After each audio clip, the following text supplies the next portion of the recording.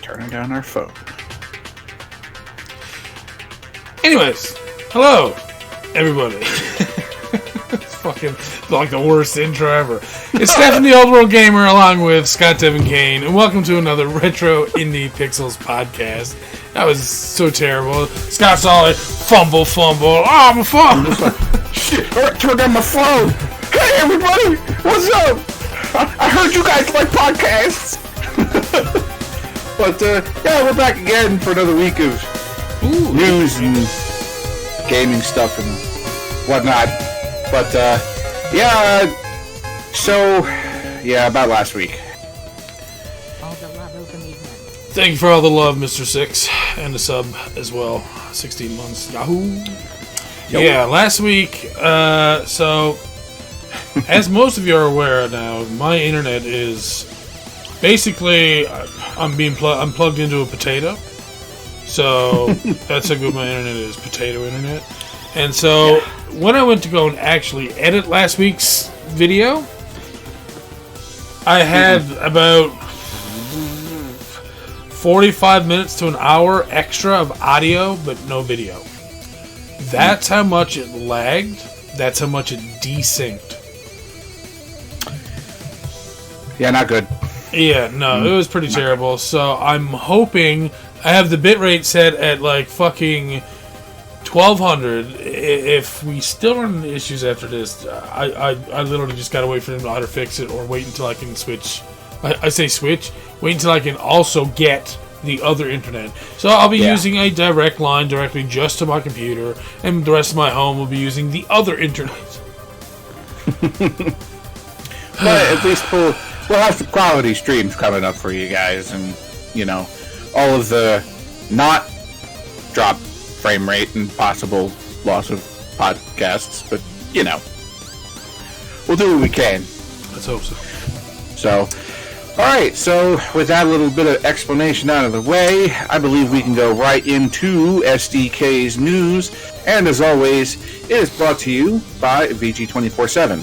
At least some of it. So, we have VG247 free with you this week. We also have GamesRadar.com this week, and we also have Destructoid.com.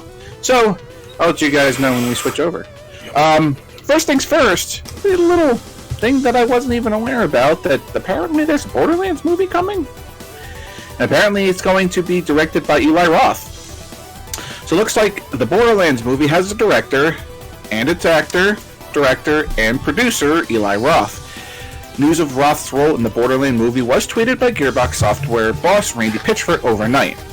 Pitchford quickly deleted the tweet, but luckily Kotaku got screenshots of it.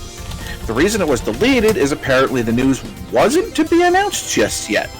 Cat's out of the bag now, though, and since the story broke after the tweet through the Hollywood Reporter, Pitchford just put the tweet back up. So the tweet from Randy Pitchford: I'm very excited to welcome Eli Roth as director of the Borderlands movie in development alongside with Lionsgate and Arid Productions. Arid? A-R-A-D? Arid? Yeah. Please welcome Eli Roth to the team. Be sure to catch Gearbox official main theater show at PAX East on 2/27 to learn more. Borderlands movie was first announced back in 2015 when it was revealed Lionsgate was developing it alongside its Arid Productions. Avi Arad and his son Ari Arad worked on Iron Man, Spider-Man, The Amazing Spider-Man, X-Men, Ghost Rider, and Blade. The film was reconfirmed as being in development last year. Eli Roth is known for producing Hostel and Cabin Fever, and as an actor, he played Comrade Ivan in the house with a clock in its walls, and most notably Sergeant Donnie Donowitz in Inglourious Bastards. So, I'm not gonna lie, I didn't know who this guy was. I'm terrible with actors and actresses as well, unless they're like that in your face all the time. Like I don't. Yeah, it's like, I'm gonna know who Scarlett Johansson is. I'm gonna know who Robert Downey Jr. is, Johnny Depp, and all that sort of stuff. I'm gonna know who all those guys are. But I had no idea who Eli Roth was. But apparently he's got a lot of stuff under his belt. He's done a lot of directing. He's done a lot of producing. So hopefully this will be good for the Borderlands movie because, you know, a guy with experience directing a movie about a video game. Here's hoping. Especially since it's Borderlands and it has like such a cult following that and guys like myself and my brother are going to be very, very critical of this movie. So, well, I don't know. It seems like when it comes to video game movies, like even when they're giving them stuff that's like, oh yeah, you can't fuck this up, they still manage to do it. Like Doom.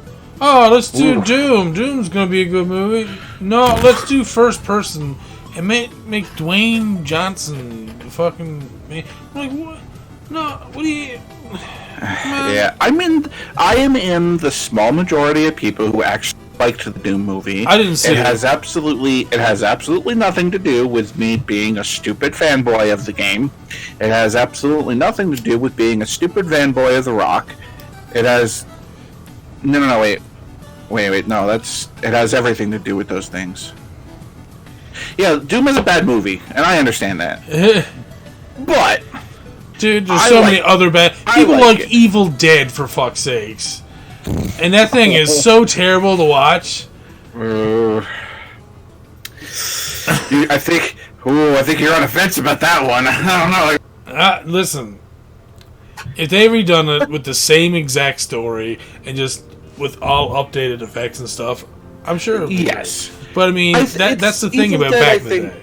They didn't have that kind of shit. So. And I'm pretty sure that Evil Dead knew it was like tongue in cheek like that, where it kind of knew it was not like an A+ movie. But I think that's was kind of the charm about Evil Dead. Yeah. Also, fucking Ash is the best character ever because he gave us lines like, "This is my boomstick."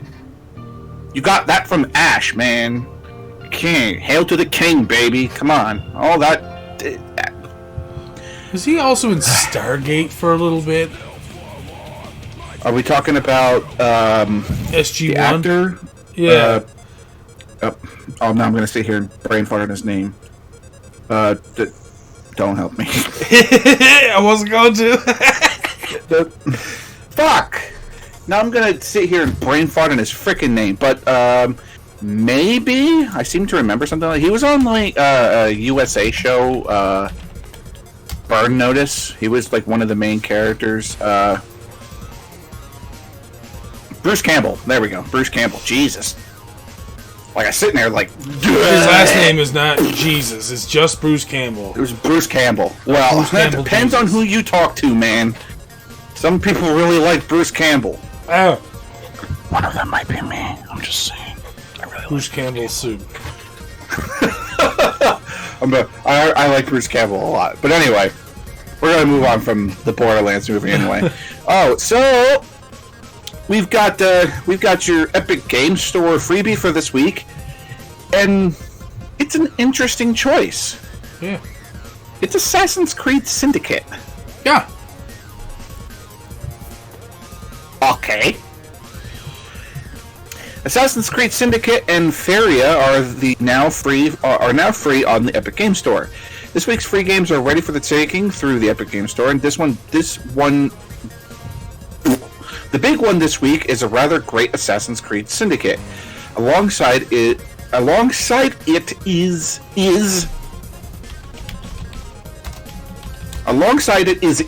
Feria, a card game with a living board.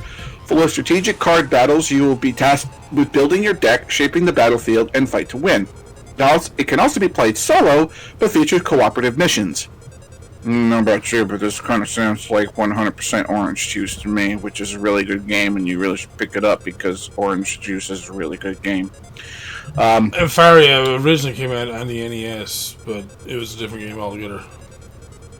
Okay, the only reason I said is because they actually have that in the article there. It was probably not there at first, and then when they made it into a link, it's all like, hey, this board at is! Just put it in there. Good stuff. Next week, the free game will be Exploration Title Inner Space, starting February 27th. In the game, you will be Hello. You will Hello. What? What?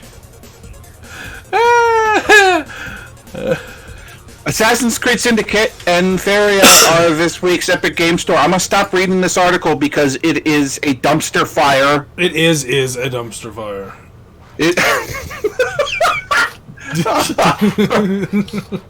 Touche, my good dude. Touche. Hey. You will hello an archaeologist. You win. In this game, there's an archaeologist. Hello. I won. I finished the game. Hello, it's Chief. Anyway, moving on. Oh, Jesus. What a dumpster fire of an article. My God. Super Smash Bros. Ultimate Fighter Pass version 2 will be it. Fighters Pass version... Oh my God. Let it begin. Fighters Pass Volume 2 will be the last post-launch content to be released for Smash Bros. Ultimate. This is according to Sakurai, who told Famitsu the 6 fighters coming to Smash Ultimate with the past... Excuse me, folks.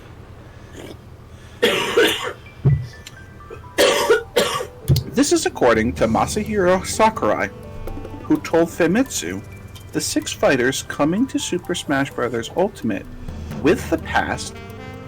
Oh my God, I said it again. With the pass will be the last. What the... With the past will be the last. She will come with the past every time. Back to the Future. The characters have already been decided by Nintendo, so it's just up to Sakurai and his team to bring them into the game. Don't expect one of the characters to be Sora if the rumors prove true, which I think we talked about last week. Did we talk about that or not? No. We did not talk about that. I think I talked about that with you, but I didn't talk about that with everybody. Just on a little bit of a side note, the Disney Studios outright told Nintendo that Sora for Smash was no. Plain up, simple, no. Wait, you will not be getting Sora who told from Kingdom that? Hearts. Oh, okay. Disney themselves. Okay. I was talking. I think I talked to Fran about that like momentarily. It's like, oh hey, Disney just straight up told Nintendo that Sora is a straight no for Smash Brothers. Like, okay. Isn't there a chick in Link or Legend of Zelda named Sora? You talking about maybe the Zora, like the fish race? I thought it was the missus that was in the woods and. No, but anyway, in the interview, which was pulled from the magazine by this person's screen name, Ryu Sakurai also states that there are no plans to release another game in the series this generation. And once development has concluded, he can move on to other projects. 6 more fighters are coming to the game with the Fighter Pass Volume 2, bringing the total number of fighters to 88. It will run you $30, and each of the staggered releases contains 1 new fighter, 1 stage, and multiple soundtracks. Those who purchase Fighter Pass 2 will also receive an exclusive costume for Mii Sword Fighter and the ancient soldier gear from The Legend of Zelda Breath of the Wild. Alright, This is a lot to take in. Man, so like fucking 10 years ago, I was all like, I don't need to buy anything for Nintendo. Nah, I don't need to buy anything for Nintendo. They never released anything I really want. Now they're all like, oh, let's see what other monies we can drain out of people. God damn it, man. They're like, and don't get me wrong, they're doing lots of great stuff. It's just, man, they're loving it. It's like NES all over again, for fuck's sake. Yeah. Make sure you understand the context here correctly, Steve.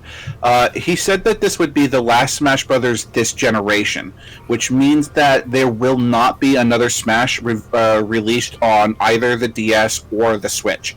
Whenever Nintendo decides to go to its next console, then maybe we'll get a new Smash. But when he says this generation, he probably just means the 3DS, the Switch generation. But that's also another thing. It's like, Nintendo really doesn't seem to be going anywhere with their consoles anytime soon. No, I don't see the need, really. Because that. That right there. Because the Switch is so wildly successful.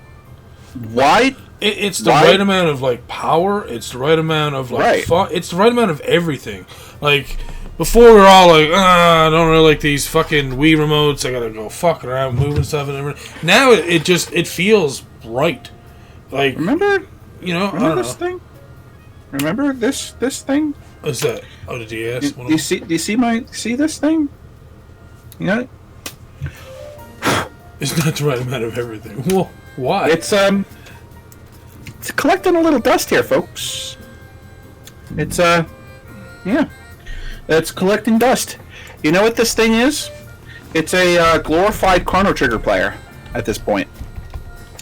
Because that's it. That's all I'm playing on this thing. It's Chrono Trigger.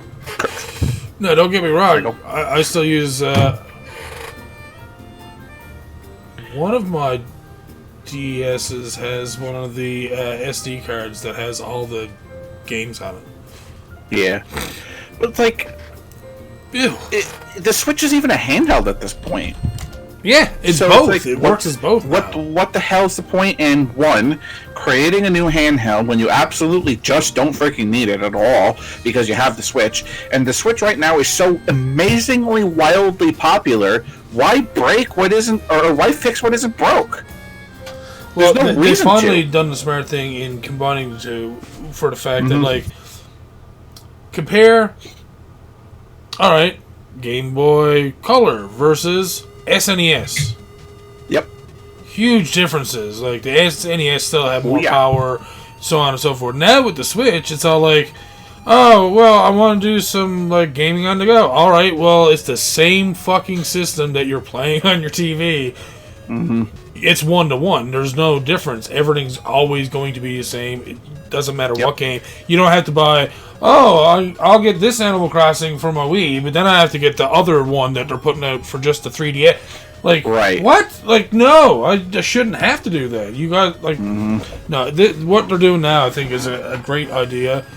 I think if they wanted to, they could probably improve on the Switch a little bit.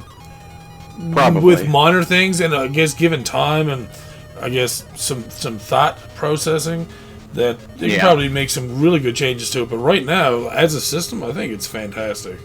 Mm-hmm.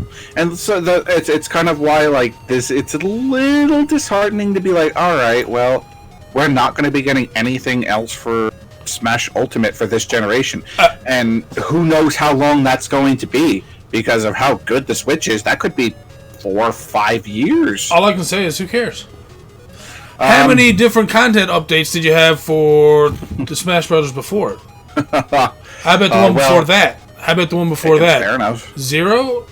So, well, for Smash 4 did have a decent amount of update stuff, but compared to this one, not even close. Exactly. And that's what I'm saying. They're actually starting to, let's say, what I've wanted for so long, which is, let's just build on the games we have and make those bigger and more enjoyable for its fan base. Like you're doing with Pokemon. And as long as they, like, don't just completely abandon the game, it's like, you know, keep an eye on the meta and be like, alright, well, there's something that was discovered for this character. Make sure you just keep patching the game, that's all. You know, once you said that, like, okay, these are the last characters, that's it. Alright, that's fine. Just don't ignore the game. Make sure you continue to update it and make sure that you just, you know, don't just let it sit on a back burner and fix the things that need broke with it. That's all I have to say. So, moving on. This is an interesting number. Final Fantasy VII Remake on the PS4 requires 100 gig of memory. Final Fantasy VII Remake doesn't launch for another 2 months, but it looks like the game's cover has already been printed. The back of the box recently started making the rounds online. This is significant large in part because it reveals the game requires 100 gig of free space, which is significant for any game, let alone one focusing on a small part of the Final Fantasy VII story. We already know the remake takes up 2 Blu-ray discs. It takes up 2 Blu-ray discs. What the fuck? Alright. The picture above shows the back of the Korean version of the box, according to Twitter user Nemomata, who shared it earlier today.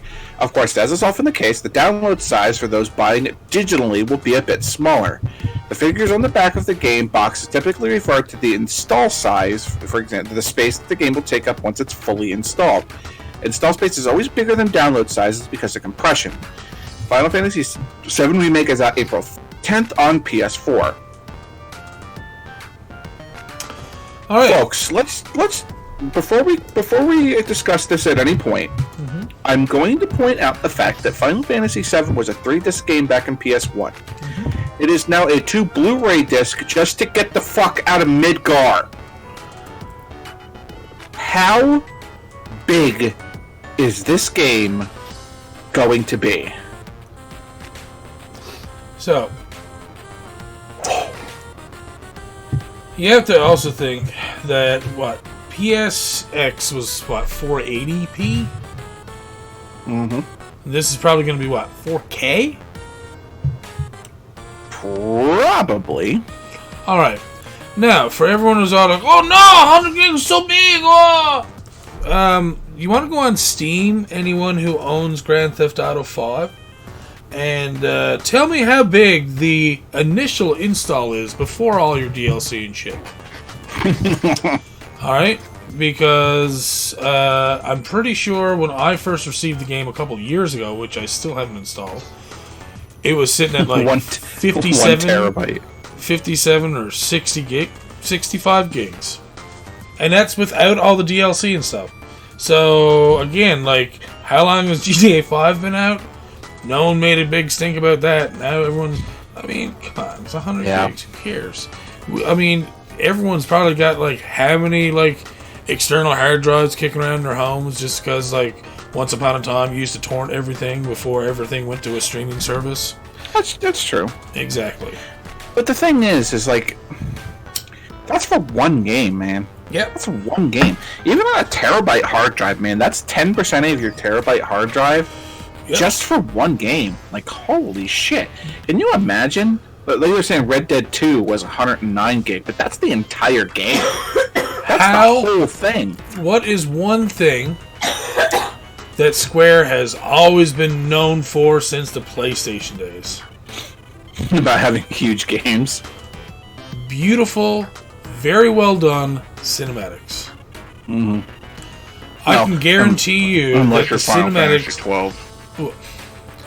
I can guarantee you that the cinematics in this one is going to be phenomenal. There's going to be more, which means that we're going to get more story, which is... Oh, yeah. I don't think anyone's going to be like, oh, no.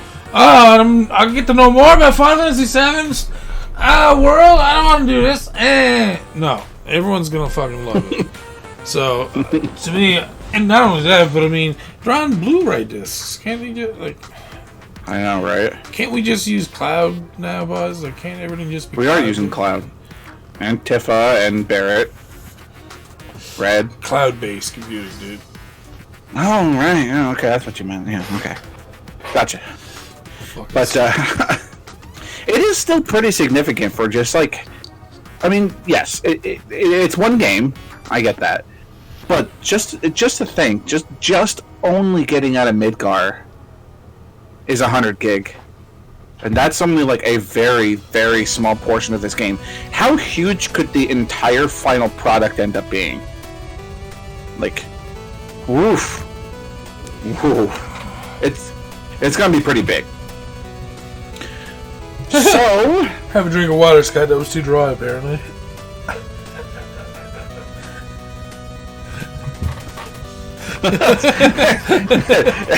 Anyway. So, Sonic the Hedgehog, the movie, has become one of the most successful video game titles of all time. Not surprised. Sonic the Hedgehog has become one of the most successful video game movies of all time, with an estimated $57 million at the domestic box offices. By comparison, last year's Detective Pikachu reached $54.3 million during its opening weekend. Sonic's whopping $57 million pulled in based on a 3-day total, according to The Hollywood Reporter. Film industry publication is currently projecting $68 million. Similarly, its opening day estimate of $21 million last Friday overtakes Detective Pikachu's first day figure of $20.5 million in May of 2019. This is Paramount's best opening weekend since the release of Mission Impossible Fallout in summer of 2018. The Sonic film was announced in 2014 under Sony Pictures before it was handed over to Paramount in 2017 after Sony backed out. This is impressive given how Sonic's original reveal trailer so deeply horrified the internet. The outcry led to the character being given a makeover, thus delaying the film's initial release date. Sonic's redesign was accomplished by Tyson Hess. He's Hess, I'm guessing. The animator, director for Sonic Mania's cutscenes, and director of the Sonic Mania Adventures animated series. Alas, despite the success in the box office, Sonic the Hedgehog has gotten mixed reviews from critics. The film currently holds a 46 Metacritic rating as of the press time. Alright, so... I don't trust any movie reviews ever. Well, you're about to get one. Oh, you haven't seen it? I did go and see it. You give spoilers, you get a kick in the dick. I will not give any spoilers. Okay. For a video game movie, it wasn't bad. It was actually pretty decent. I will say that they did a good job in giving you enough Sonic references that you were happy with what was presented to you by Sonic. And then there's them casting Jim Carrey as Robotnik. Oh, yes. You fucking put that. That was okay. Okay. He was the best character in the whole fucking movie. Wait, Jim Carrey was? Yes, he was. Okay. He was the best fucking character in that whole goddamn movie. Right. He played a very, very good Robotnik. I loved it. I thought he was awesome. I liked the scenes with Robotnik in it more than I liked the scenes with Sonic in it. It was a very good portrayal. I liked it a lot, and I liked how it ended with him. And it was very good. I hit thumbs up for Jim Carrey playing Robotnik. I loved it. Easily the best character in the whole movie. By far. The entire movie itself, it's not a theatrical masterpiece. It's a video game movie, so good luck with that. It's not just Shawshank Redemption. But it was pretty good. I would say if somebody said, hey, here's a free ticket to go see Sonic the Hedgehog again, I probably would. I feel worth seeing a second time. Do I think I would watch it any more than a second time? Maybe not. Maybe to catch a couple other of the other like little references to it. But other than that, I mean, I can't say too much more without ruining anything about it. So all I'll say is that they do take some liberties. You understand what it is by the end of the movie. So, well, you understand what it is at the beginning of the movie, but you're left scratching your head going, what the fuck? What the fuck? But by the end of the movie, it makes sense. So, I would suggest that anybody who's here who is a fan of Sonic, anybody who likes that sort of stuff, go see the Sonic movie. It was pretty good. Like I said, I think its 46 Metacritic rating is very unfair. I think that's very, very, very low. And I don't think it deserves a rating that low. Oh, actually, Scott, I've been reviewing movies for like over 10 years now. And you can eat my ass because I don't think you're right. So how about that, fucking fake-ass movie reporter? You could eat the inner sides of my asshole because I thought the movie was pretty good. So, there's that. Anyway, so we're going to move on. We have two two articles from GameTrader.com here. First is the PlayStation 5 VR controller patent is suggesting that Sony is developing next-gen finger tracking tech.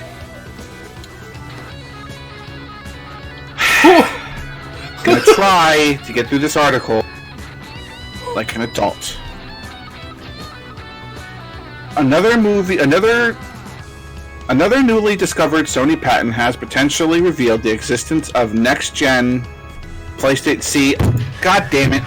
Peanut Gallery back there is doing things, and I'm sitting here and I'm like, yep. We know what this is going to be for. God damn it. I got 5 seconds into this and already... Yep. Another newly discovered Sony patent has potentially revealed the existence of next-gen PlayStation VR controller for the upcoming PS5. Originally unearthed by 91 Mobiles, and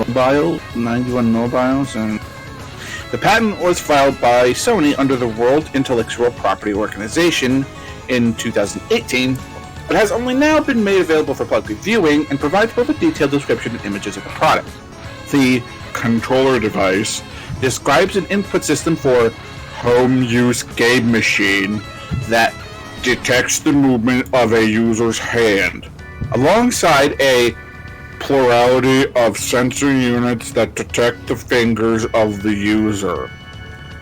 This doesn't sound too dissimilar from the kind of virtual reality accessories used by PC VR headsets like the Valve Index, which users have more accurate control of each finger operated in the game space via a number of pressure-sensitive triggers.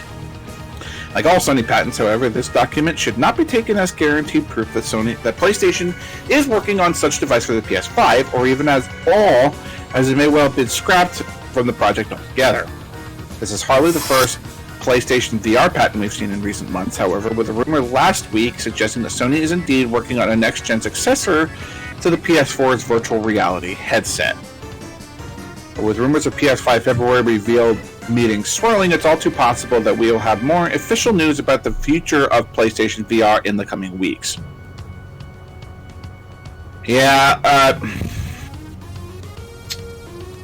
See, how can you not possibly take advantage of... And first of all, by the looks of this frickin' thing, good luck making this goddamn thing work properly all the time anyway. Because, like, where the... The finger tracking is not working properly. It's like, yeah, because you don't have your fingers in the exact right spot. Stop falling asleep on me, Steph. I saw that. Fall asleep? What? I saw you. But how is this different from a Switch that has finger buttons? The Switch controller. It's probably scanning where your fingers are. So it's like, okay. It's on the bag. It's not so actually. It's not buttons. They're actually going to be scanning your fingers to see where they are all the time. Which to me is like what? Like that. Like, and where are we putting this controller? What fancy little protective thing are we going to be putting this in so that like nothing ever like breaks the finger sensor thing? Because that thing. You know, I can hear your hand-on-hand action, dude. Okay, I know that I don't know why you're doing fisting. What I'm saying is that, like, this thing is going to be easy to break. People don't just put their controllers down, like, in a specific spot where, you know, I'm sure some do. But most people just like, okay, throw it on the coffee table, let's go. And, okay, what about if the one time you throw it on the coffee table, oh, yeah, remember that cold drink you had? Well, the ice melted in it. And all the condensation is now on the table where the sensor is. So, right, and it has like it's just so much. It's just like any other controller where it's gonna have some protective thing on it. You know, like the Wii controller condoms. So, just to protect your controller. So how?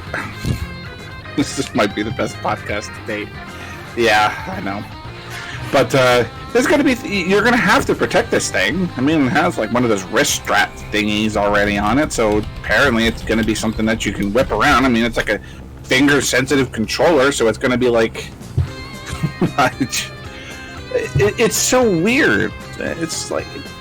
It's just a Wiimote with things on the back of your...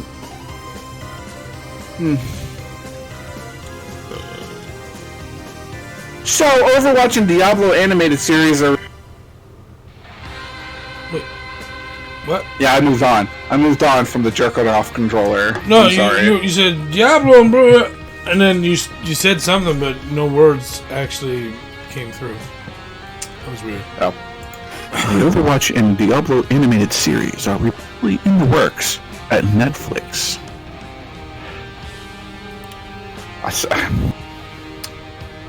Sorry, I'm getting little, hey, you should really check your text so we can talk about PlayStation controllers going in your ass. I hope it has vibration. That's what cell phones are for. Call yourself. Put it on vibrate. Call back. *69. Ah! Netflix is working on animated shows based on both the Overwatch and Diablo game franchises, according to the president of Activision Blizzard, Nick Van Dyke, who has listed the projects in his LinkedIn profile. According to said profile, we're classy here over Indie Pixels podcast or Retro Indie Pixels. We are the classiest of folk. I totally forgot that this is like a full-on podcast that I'm going to be putting up later. I know, right? Okay. My bad. It's been a while since I've been streaming on Twitch.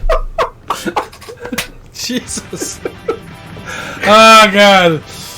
You guys came for quality. Tough shit.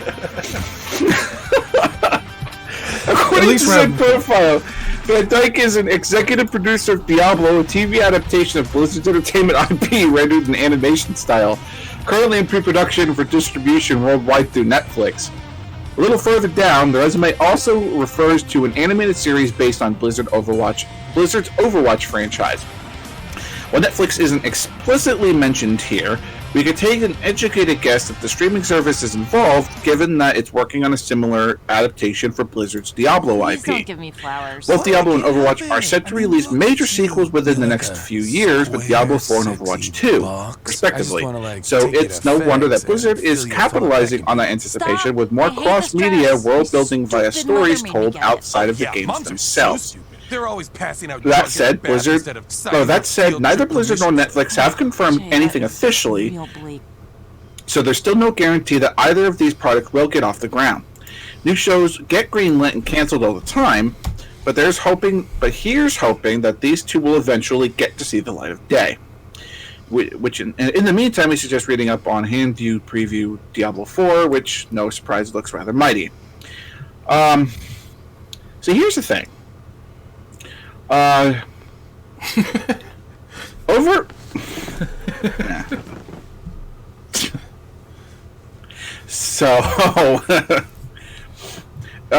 Diablo has a lot of canon that could be explained. A lot of it. There are some book stories and some of its untold stories that really could be glossed over, like what happened in Lordaeron before, or Lordaeron, was it Lordaeron for Diablo? That sounds very Warcrafty, but anyway. What happened in the Diablo world while, let's say, Leoric was still alive? You get to see, you might get to see firsthand all the stuff that happened with Leoric and, the wizard dude that betrayed Leoric, and I can't remember his name now. Yeah, that guy. There's a lot of story. The actual happenings of what happened between Diablo 1 and Diablo 2. How the three heroes of Diablo 1 became the respective things that they became. How did the rogue become Bloodraven? How did the sorcerer become the conjurer, whatever his name was? I think it was, but that guy in the Starry Place. Yeah. How Aiden ended up becoming the Wanderer. That sort of stuff. So I think Diablo could very much use something along the lines of some sort of animated thing. I think, though, they need to not make it PG. No, they absolutely need to not make, especially something like Diablo. They need to let it be as gross, as gruesome, as hardcore as they want. I'm not saying that they have to have, a bunch of dicks running across the screen. I'm not saying you have to do, Saw-worthy fucking gore or anything like that. I'm just saying you gotta have the right stuff for Diablo, and they could do a great job with it. I just hope that they don't do some shitty, wishy-washy anime style. I hope they do something good. Right, and it needs to be super violent because Diablo, for what it's worth, was a super violent game. Yeah. I mean, the original Diablo really probably didn't portray that all that well. Diablo 3 did really good on just kicking up the actual violence in the game. You know, even Diablo 2 was a little like, yeah, things are starting to die a little bit more, but like Diablo 3 really didn't think twice about making monsters just literally implode or explode and just have the blood and gore all over the place. Well, they have a lot less to worry about now than what they did back in '96 when. Also true. Also very true. So I mean, when you think about it in that respect, if you put half the stuff that they had even in Diablo 2 out at that point, people probably would have kicked up and said, "No, we can't let our kids play this game. Satan worshippers, Marilyn Manson." Mm-hmm. I mean. There's a lot of demonic influence. There's Lazarus. That was his name, Lazarus. I couldn't remember his name. Basically Lazarus was sacrificing children to try to make Satan come back. All that sort of stuff. It's a very, there are some very touchy subjects in Diablo. So you have to make it definitely something that's not meant for children. Because the Diablo series, at its core, is really not meant for children. Just like this podcast. Right, like this podcast, Even though the high collective of us all pretty much are freaking children. But as for Overwatch has a lot they can go over. So turning that into an animated series, I think that's a gift. Mm-hmm. So, and that would be a very easy way for them to tie in a lot of the character stories into why we are going into a brand new game like Overwatch 2. So, I don't even have to describe that. That's easy enough because there's a lot of characters, some characters which have like questionable backstory, so you could just delve into that with like a 10-foot pole and a half. You don't even have to think about that. Just get in there. So, last few articles that we have here are... Hold on before you runs on there, fucking Scotty Magoo. Have you seen the fucking reboot that they done recently? Do you remember the show Reboot? Yes. And it was awesome. Anyways, apparently let's do that up again. And then there was live action. That's all I'm going to say. And... I watched for about 5 minutes and I said, "What in the fuck is this?" I thought I turned on the wrong thing, and it was not. I'm saying this for the fact that if you're going to be pursuing these games as animes, the stories and stuff, just do them right. For the love of God, do them right. Don't just poop them out there so you can say that you done them. Mm-hmm. Do them so that fans are all like, "Oh, give me more. Oh, this is better than the Game of Thrones thing." Come on. You can do it if you want to. You can. You can. You really can. You can. I mean, have you seen The Witcher yet? Yeah. Oh, absolutely. And that was done very right. I can't wait. More, please. So, and for what it's worth, there have been some animated things for video games that have been really good. When the Japanese do. Hold on. I'm Hold on. Japanese always do good stuff for most of the time. What are those American video game cartoons that were really good? Digimon?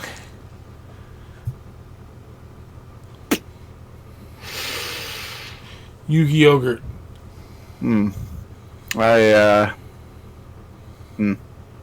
think I lost myself here. But I mean, outside of like the Yu-Gi-Oh, Pokemon, Digimon, all that sort of stuff, of course, like they were.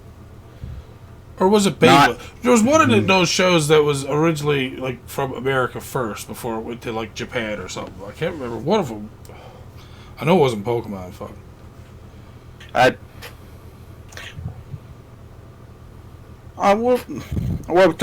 We're kind of like on the older stuff. Yes, Castlevania is decent, but so is The Witcher because that's also recent. But, like, some of the older stuff, like, oh my god. Some of the older stuff, like, what they did to, like, let's just say, like, Captain N. Oh. And how they absolutely fucking butchered characters You remember Mega Man from that? Mega Smoker. I'm gonna mega kill myself. Because I sound like this mega retard. He's all like fat and short, and he's all... And Simon Belmont. Oh, God. the pretty boy Simon Belmont. And Pitt, who was like, I'm relatively sure, actually retarded. And for the problem with that is that, for what it's worth, outside of Kevin, Pitt was the best character of the show. And that's saying a lot. Because Pitt... Okay. Anyway, so we're going to move on. Last couple of articles coming from Destructoid.com. Oh, baby. Langrisser I and II are going to be showing up on PS4 and Nintendo Switch today not today, but the demo is going to be showing up on those two things today. NIS America will release a localized demo for its retro remake Langrisser I and II today. The demo, expected to be an English-language version of the previously released Japanese demo, is live on PS4 and Nintendo Switch, ahead of the game's official release in March. Those checking out the demo will gain access to several characters from both titles, and will also bag themselves a bonus 5,000 gold and 2 CP should they pick up the full game on release. Excuse me. The demo will also give players the opportunity to check out the classic remastered art styles, which can be switched out at the mere press of a button. Langrisser I and II features a fully redrawn universe actualized by Artoneliso? Guess so. Artist Ryo Naga, as well as fully voiced script, re-recorded soundtrack, and numerous modern-day improvements to the 16-bit adventurous UI control system and more. This release will give RPG fans who may have missed out on the original releases the chance to experience these epic adventures in both their traditional and revamped forms. Langrisser I and II launches in North America on March 10th, Europe on March 13th, Australia March 20th, and for PC, PS4, and Nintendo Switch. So these are tactical RPGs, so it's like, but they look really good, though. Like, I don't know if you've seen like the small little comparison or the small little trailers that these games have shown. They look really good. And Langrisser kind of makes me feel like it was Fire Emblem before Fire Emblem was a thing. Oh, is that? Because I'm pretty sure the Langrisser series came first. I think. No. Sir. No. Oh. So Langrisser, the first game came out in 1991. 99. First release was Langrisser Warsong in April of 1991. Woo! What was the first Fire Emblem game? I'm guessing you looked that up already? No. Oh my god. I'm wrong. Indeed. Came out on the Nintendo Famicom, I believe. Wow. Well, apparently these games came out relatively close to one another back in the early 1990s. So, it's like Fire Emblem. It's one of those things. I did actually watch this trailer, and it really does look pretty good for, a tactical RPG. It's as good as it's got to look for me, because I don't know crap about these games, and I'm like, 50 guys all fighting each other. That's not how it works. I'm sure there's something to understand here. Sure. Somewhere.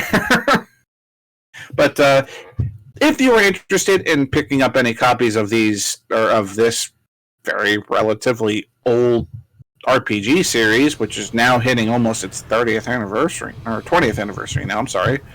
Or no, 30th anniversary. I'm sorry. Again, got you. 30th anniversary. Bless you. These will be coming out for those 3 systems: PS4, PC, and Nintendo Switch. North Americans will be able to get it March 10th. Oh, yeah. Alright, so I really wanted to talk about this. Street Fighter V netcode adjustment has broken fan-made lag fix. Street Fighter V fans were on tetherhooks this weekend with the sudden news that netcode adjustment was headed to their favorite fighting game, assuming that some of the lag problems plaguing Capcom's fighter were finally about to be put down for the count. But now that the patch is live, it's being reported that said adjustment has blocked a fan-made fix to the problem. The PC mod created by Reddit user Altmore worked by attempting to closer sync packet speeds between opponents, thus preventing the teleporting problem that Street Fighter V has been facing online. While many celebrated the success of the mod, including notable FCG names, others were concerned that it caused slowdown and that it might give PC players an unfair advantage during cross-play with PS4 players. So, when Street Fighter producer Yoshinori Ono announced last week that the netcode adjustment was incoming, fans naturally, or perhaps optimistically, assumed that Altmore's mod had forced Capcom's hand, pushing the developer to take action and fix the online woes itself.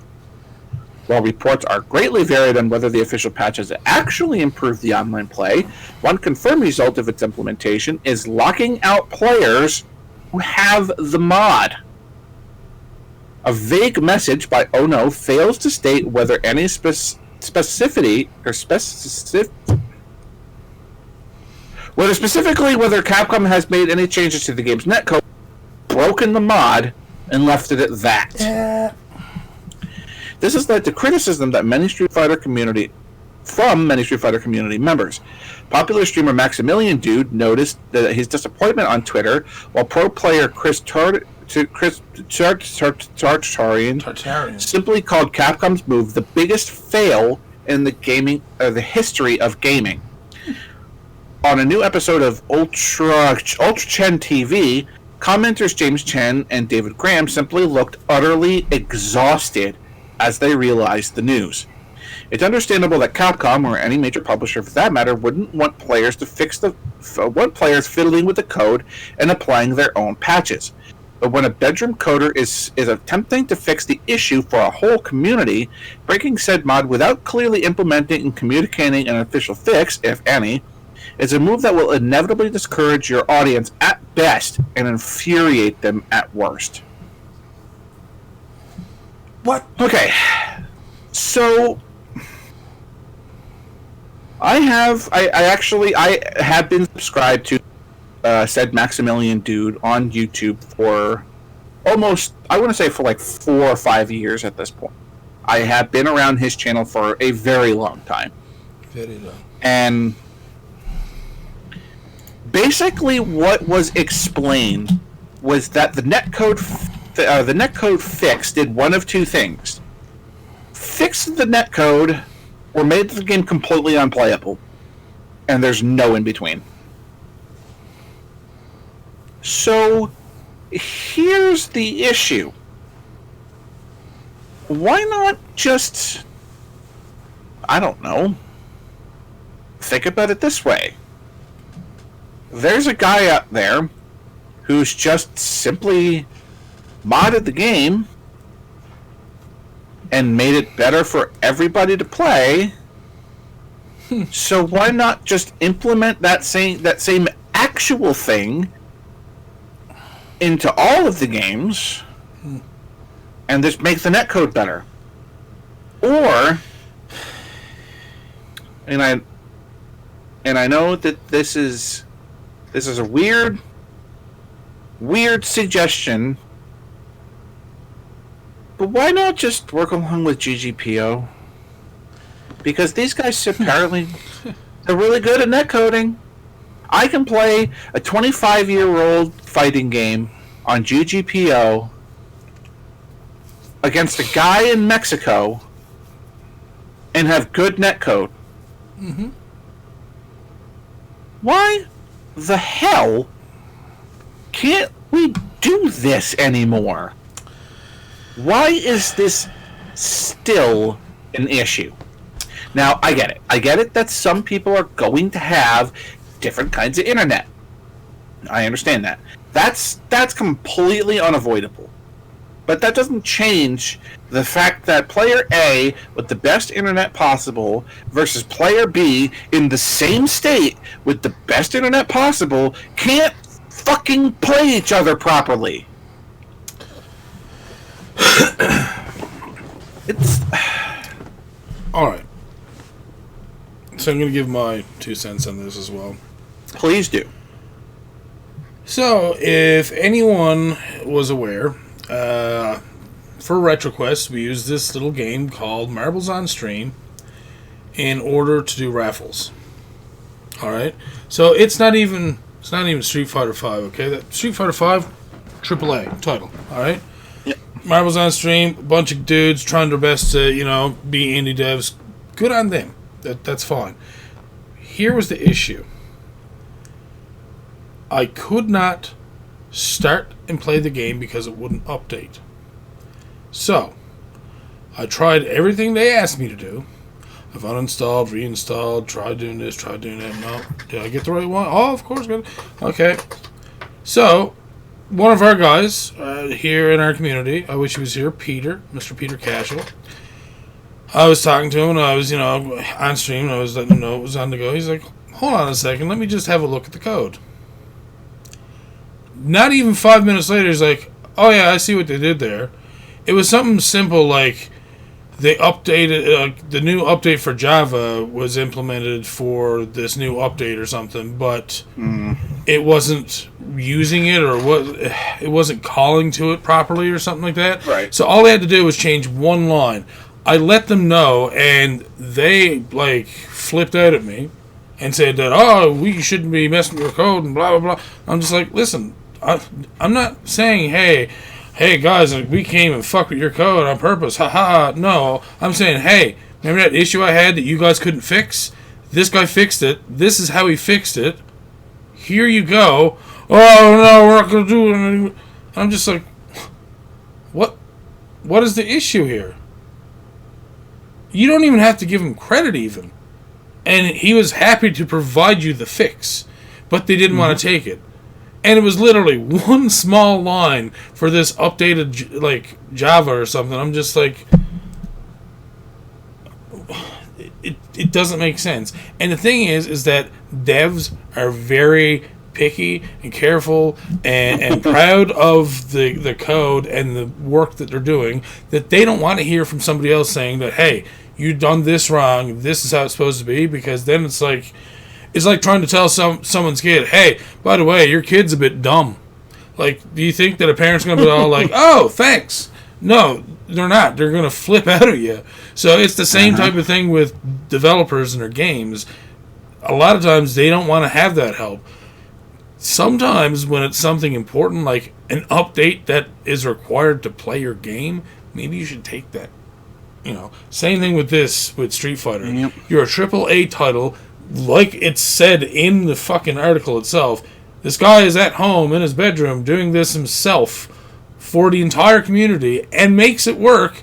And instead of doing that, you're, oh no, but we're Capcom. We're too good to take your information and, implement it for ourselves to make everybody happy. And to me, it doesn't make sense. Why wouldn't you? Yeah, I don't know. I don't know if it's even like a pride thing. It's just... That was the word I was looking for. Pride. I just wish I had an explanation. It just doesn't make any sense. If it wasn't a pride thing, that's what I'm saying. What else could it be then? Why would you purposely block people out then because they were using a mod that fixed it so that they could play your game? Obviously, it's a pride thing. It has to be. And here's the thing. They weren't getting charged for this mod. It wasn't like, oh, hey, guys, you want to play Street Fighter? Here's $10 for this mod. Exactly. You know, it's that. Here's the mod. Kill. We can go play Street Fighter now. Yay! So, what the hell's the big freaking deal? Are you going to be charging people for this patch, Capcom? Of course you're not. So what the hell is the difference? And see, and that's why you have the devs who are on Steam using workshop stuff. I mean, I'm pretty sure, well, I know Six went back over to his bed or something, but I'm pretty sure Concerned Ape, he's basically used mods that people made for Stardew Valley in order to implement new stuff to the game because, hey, look, 400,000 people downloaded this mod last month because they really wanted this in their game. Maybe I should consider putting it in there. Like, you know, it's devs like that who are just, you know, using common sense, really. Like, you're being told, like, hey, here's how you can make your game better and make people more happy and want to play your game more. And then you're going to say, no, hold on now. No. I don't want them to be happy, but they should still play my game. Like, come on, It's man. like that whole debacle that happened with Smash 4. When it was like, oh, hey, guys, we're going to put this next character up to a vote. What do you guys want as the brand new character? And I can tell you with any level of certainty that every single goddamn person I ever talked to, all of them, who ever voted for that, voted for Shovel Knight. All of them. Every goddamn person. You know who nobody ever said? Bayonetta. I'll tell you that much. Do I like Bayonetta in Smash? Yes, but I can tell you with 100% of goddamn certainty that Bayonetta was not the one that was voted for. And it's another one of those things that's like, this is what the people want. It's clear what the people want. It's crystal clear. It's see-through. I can see 200 miles into space clear. Oh, you guys want Shovel Knight? Here's Bayonetta. Like, but why? Oh, but you got the Shovel Knight assist trophy. Oh, cool. So by making them an assist trophy, you are telling us that without even iota of a shadow of a doubt, that he will never be in this game. So thanks. So I don't. It's another one of those things where I just don't understand why devs just won't listen to players. Or if they come up with a better solution, it's always, oh, well, don't do that. Perfect example, AM2R. And if you have not played AM2R, I'm sure you can find it on the internet somewhere. It's without doubt you can find it on the internet somewhere at this point. So, my copy's not. AM2R, for those of you who don't know what it is, it's called Another Metroid 2 Remake. And they basically took Metroid 2 from the Game Boy and remade it in the style of Metroid Zero Mission. And it was godlike. It was amazing. It was insanely good. And you know how long this guy worked on this game? Like, almost 10 years. It was a very long time. And it's not even he was being secretive about it. He told people what he was doing. People knew what was going on. They were waiting for AM2R with bated breath. And then it came time, and they're like, well, AM2R is finally ready to release to everybody. And I'm going to charge you $0. Because this is a project of love. Because I want people to be able to just have fun and play this game. And after 10 years, Nintendo was like, oh, by the way, cease and desist, we're making our own Metroid 2 remake, blah, blah, blah, blah, blah. And then made Metroid Samus Returns, which is a far inferior game to AM2R. So, yeah, instead of just saying, hey, we see what you're doing, and people are really interested in this, they are super interested in this, why don't you just come on over and help us make this game? It's cease and desist, here's our own. And the same thing's going on here with Capcom. It's, yeah, by the way, fuck your mod, here's ours, and now shit's broke. It's alright. What the fuck? I don't get it. I don't get it. Maybe one day there will be a light bulb that goes off in one company's head that says, oh hey, they're making something that people are really excited for. Maybe instead of cease and desisting these people and protecting our IP, we should instead expand on it, hire these people, and have them expand our IP. For us. And pay them so that we can print money.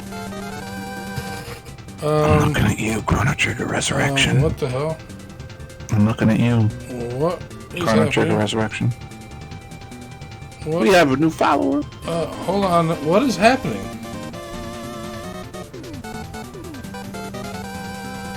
This What? is a new follow update.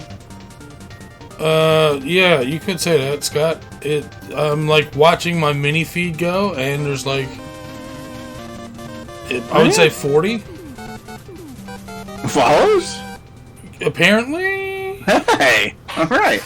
Well, everybody, welcome to the podcast. Glad to let the first thing you guys see is us complaining about Capcom.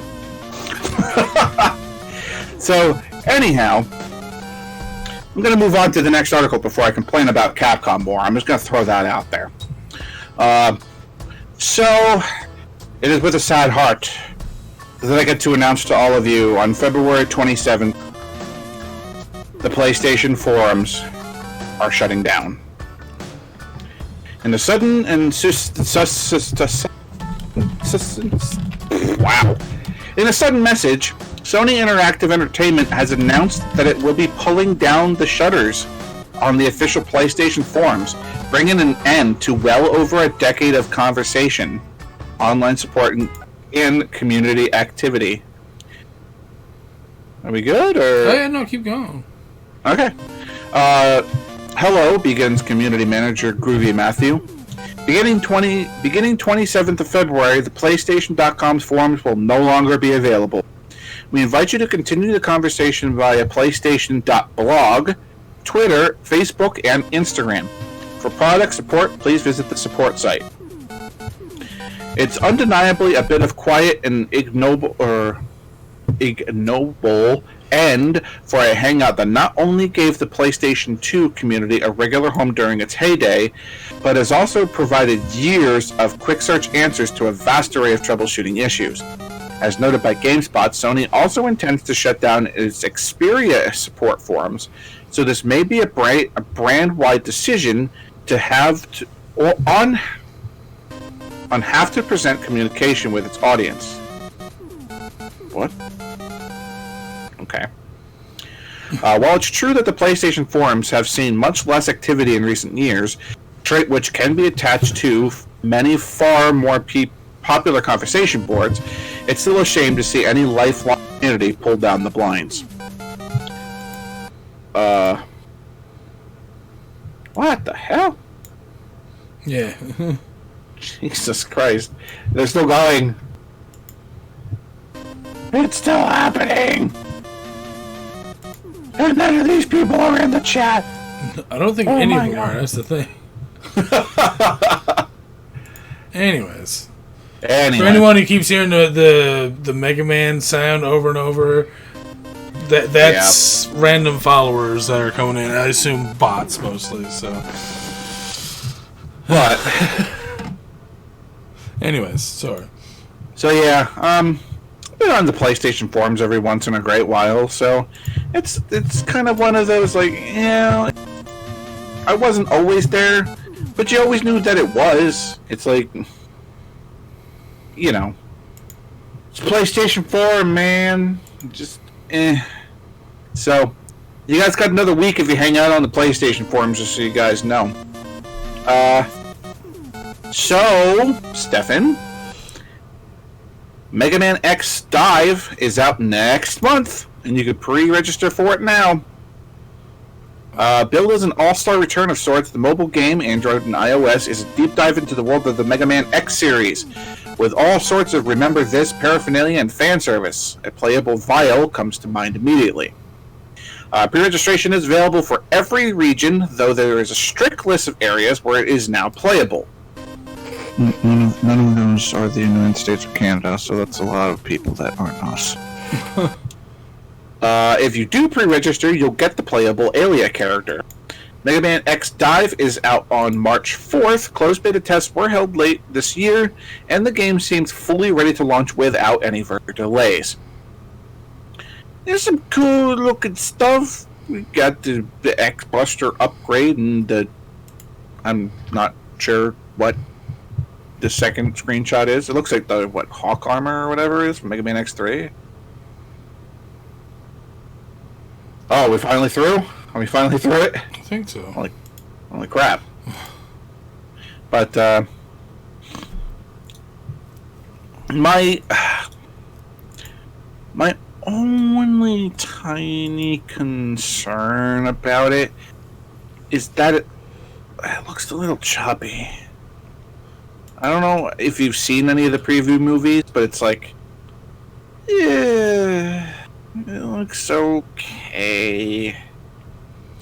I'm not gonna lie. And I'm not really into hoping the X series as much as I am into the original series, but that's just me personally. I'm the exact opposite. I'm far more into the X series than the original, but I'm really hoping that this blue-haired girl up in the front here isn't Alia, because it's gonna be really weird, because that's not Alia. But anyway, Mega Man X Dive coming out in just over 2 weeks, so pre-order for it. Maybe you'll get the pre-order stuff. Who knows? So the Uncharted movie is rumoring having its 7th director, and is beginning its shooting in March. The much beleaguered Uncharted movie project continues to inch its way forward towards fruition. Recent reports say that Sony has bagged a new director for the project, the 7th to take on the adaptation, Jesus. and that the movie will finally commence shooting in around 4 weeks' time. Following on from Dan Trachtenberg, Sean Levy, Travis Knight, and numerous other lensmen, new rumors point towards Venom's Ruben Fleischer as being the new name to step up to the directional hot seat. Actors Tom Holland and Mark Wahlberg have long since signed on to the project, but numerous issues, mostly involving schedule conflict, have repeatedly delayed the film's shooting schedule. Spider-Man star Holland seems to be enthusiastic about the movie. We start shooting in like 4 weeks, Holland told IGN. Mark Wahlberg is going to be amazing as Sully. The stunt department that we have out there in Berlin have done an amazing job already prepping the stunts, and it's going to be an exciting one. It's a pretty awesome movie, and it's global. We'll travel the world. We'll see some amazing places.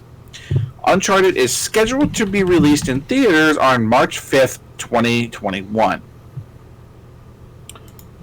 I'm not gonna lie, I would like to see the movie for Uncharted. I think it could do well as a movie for sure, but I honestly think that saying that the movie's going to start filming in March of this year, and then it's going to be released in theaters of March of next year. I don't know. I don't know. I'm just saying I don't really think that that's feasible. Maybe I'm wrong. he's got the knees for fees. Sure.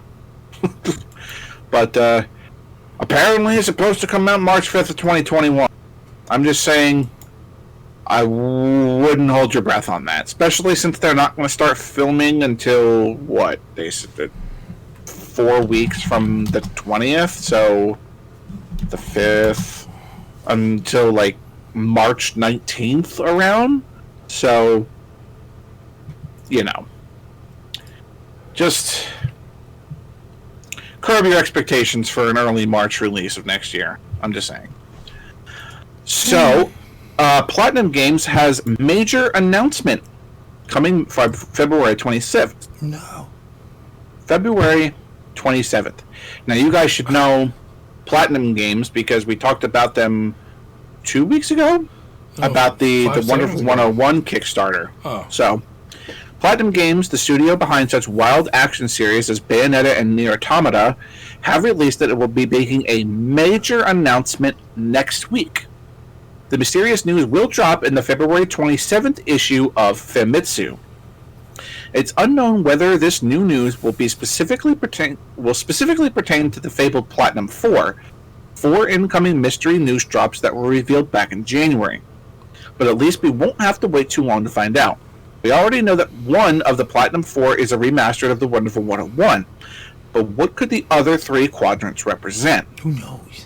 Also noted by Platinum, the announcement that development of Bayonetta 3 continues, with director Hideki Kamiya saying that the anticipated sequel is coming along very well. Alright, so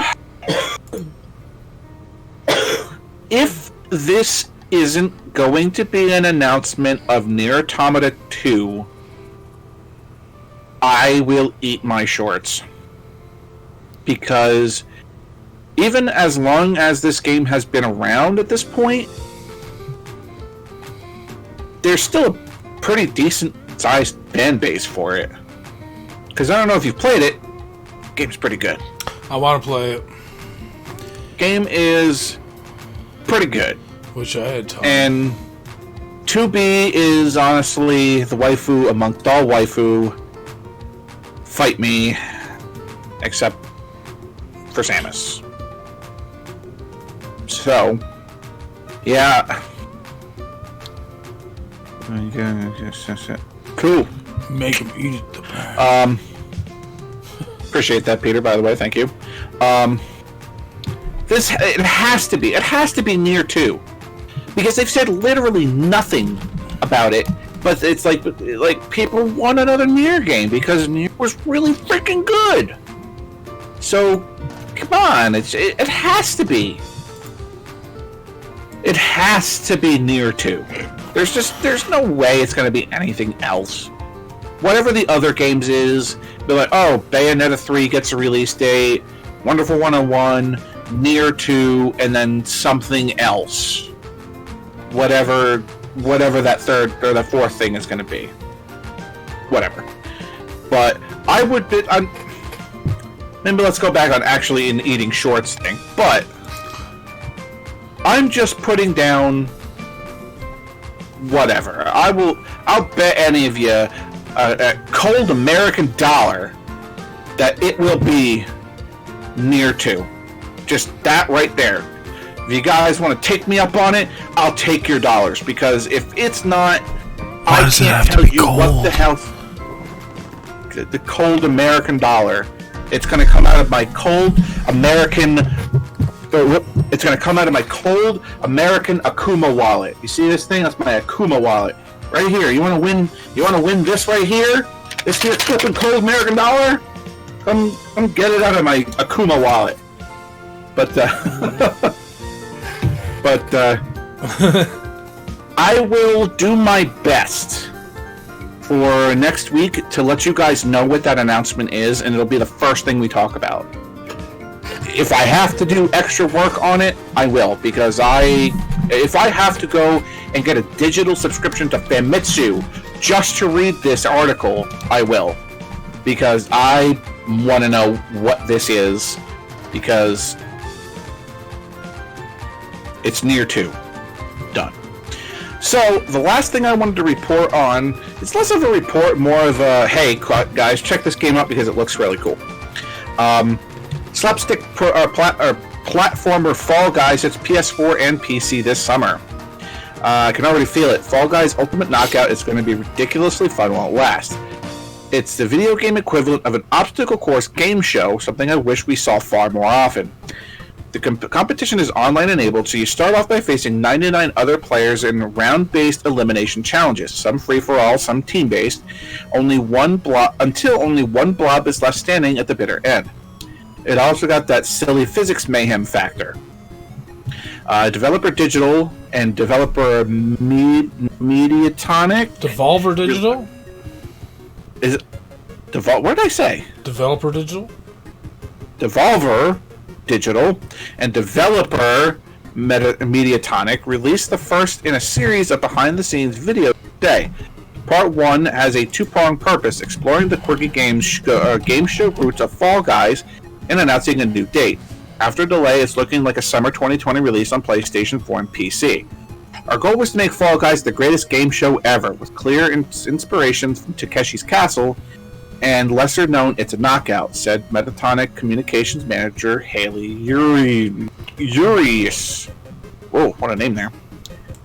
Both game shows put their contestants in such unusual and sometimes ridiculous scenarios that any advantages obtained through skill would often be mitigated by bizarre variables of the obstacle courses and bumping paths of the other contestants. We want players to feel both like they're totally in control, while at the same time accepting that there are forces well beyond their control that could just ruin their well-laid plans. Past the summertime launch, Fall Guys is going to keep on going, according to creative director Jeff Tanton. There will always be new rounds, and there will always be new things to play. I'm stoked. I saw this, and this looks fun as hell. And Stefan, I think we can agree that this might be something that our Discord community could get behind. Oh. Because, have you ever seen Takeshi's Castle? Or the Americanized version of it called Most Extreme Elimination Challenge? Yes. Yes. It's the same show. MXC and Takeshi's Castle were the same thing. Takeshi's Castle was just the Japanese version of it with the host Takeshi Katana of the video gaming fame Takeshi's Challenge. Same guy. It's that.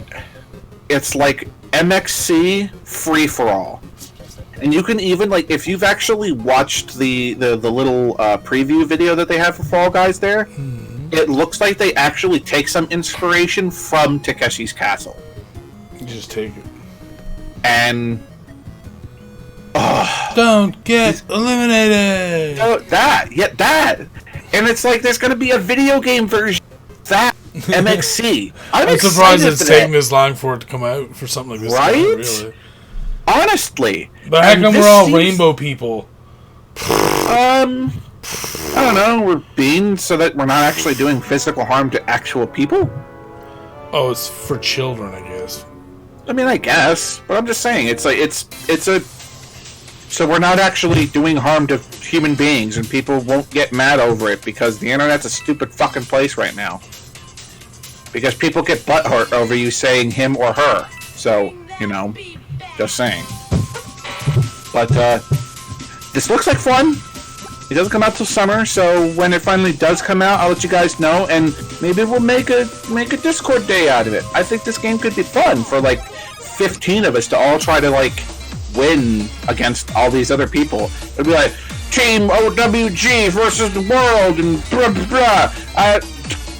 Let's go get them, Team OWG, and like all 15 of us are eliminated in like 6 seconds because we're all children. So,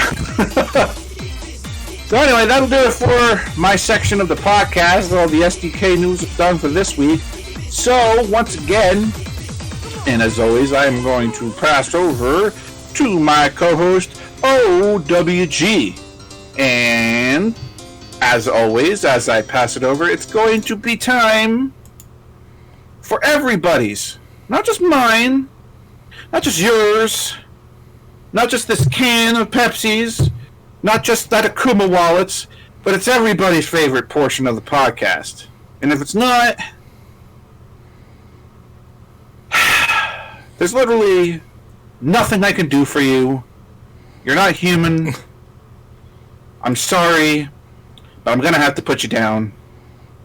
I'm gonna have to pull the plug because it's just you don't have a heart, you don't have a brain, nothing's left, and you're just a vegetable.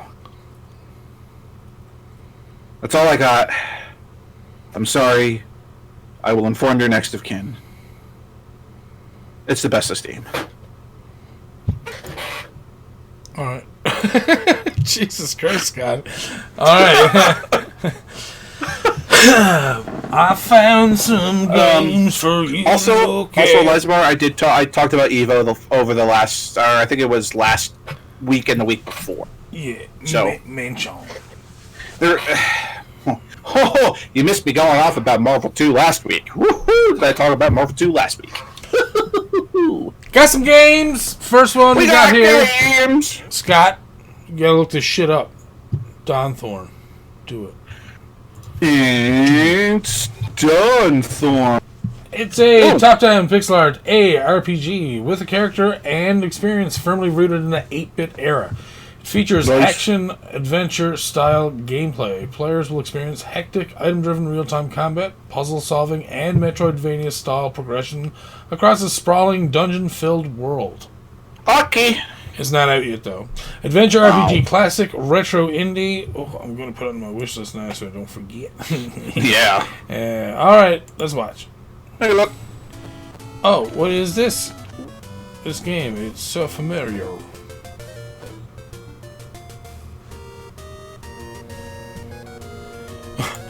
I'm Pepperoncino. Oh, ooh. That's neat. Yeah. Oh, that's cool. Okay. Yeah. Oh, puzzles, I guess.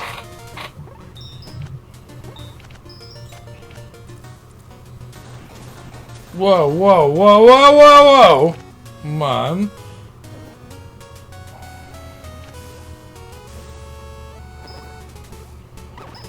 See? This is all you need for a new Legend of Zelda. You don't need Breath of the Wild. Whoa! Yeah, You saw that? Switch places with Yeah. him. Yeah, dude. That was sweet. Whoa, whoa, whoa. Oh my god. Oh my god. Crushers.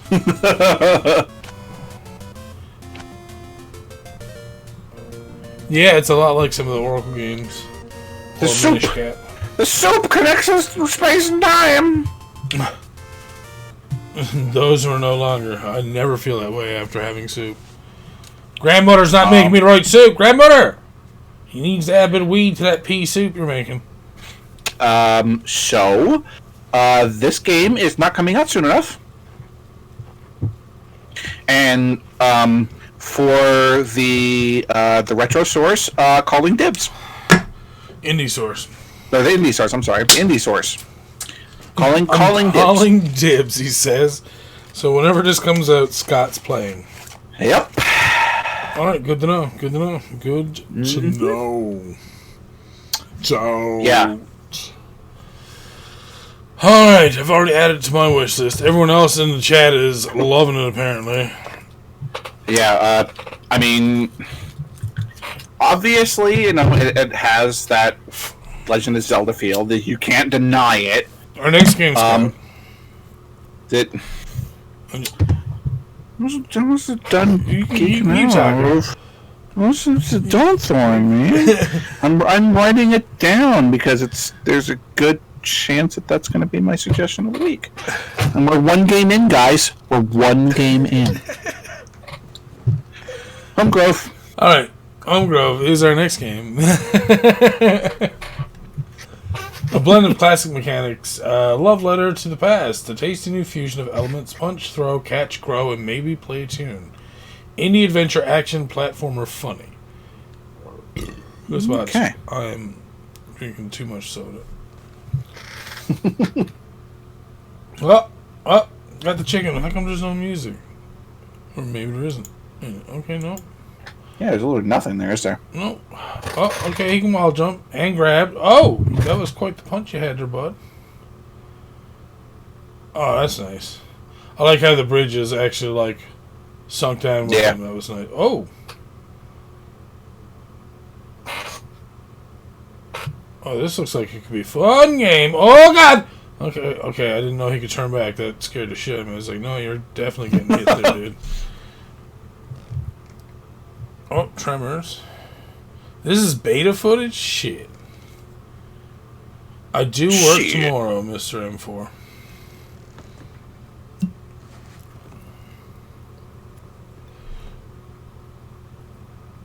Is it weird that I get like Kirby vibes from this? No, not at all. Because, well, as Mr. Six pointed out, the character always smiles when he moves. Oh, and he just fell asleep next to the lobby. That's Nintendo Capri Sun would be like, oh, that's the best place ever. I tell you. He would sleep there for sure. Yeah, looks pretty cool. Yeah, I'm adding that one to my list of wishes. Mm-hmm. All right, our next one is called Raider Kid and the Ruby Chest. Take some time off your family vacations and delve into ancient ruins. That's the description. Action indie Metroidvania exploration retro. Let's give it a watch. Kaka. What? Kakariko. Oh.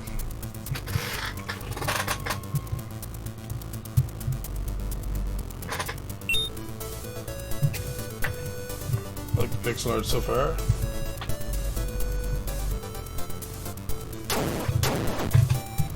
Oh boy.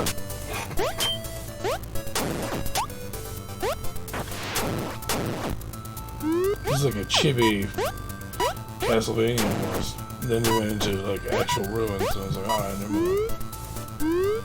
This is no longer a castle. Oh! Oh! Secrets! He got a donut!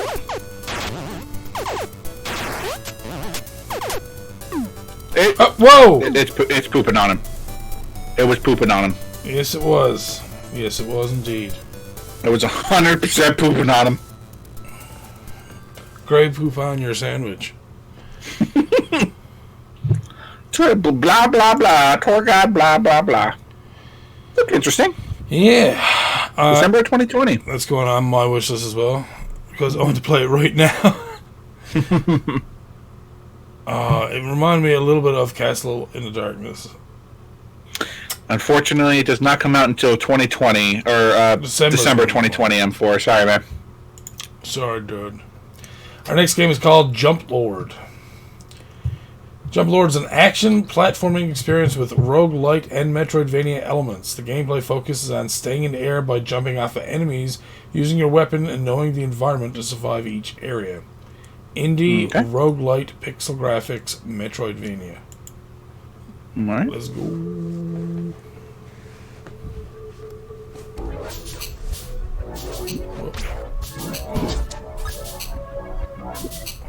Whoa. I am back here.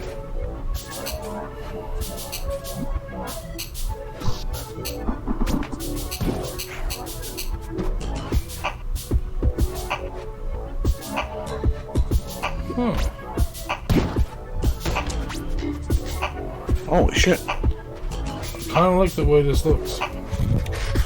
Interesting rifle there. It's like, oh, it's going to get some shots and then, like, bow, across the whole screen. Like, oh, that kind of rifle, eh? Now, when he's out in the regular areas just jumping around and, like, just killing regular enemies, it reminds me of Super Pitfall. Yeah, I can see it. Where you're just jumping around and it's like, okay, I don't know what's over here, but I'm going to jump over there, I guess, and hope I don't hit a fucking flying pterodactyl thing. Or a spider isn't, like, walking on the ground.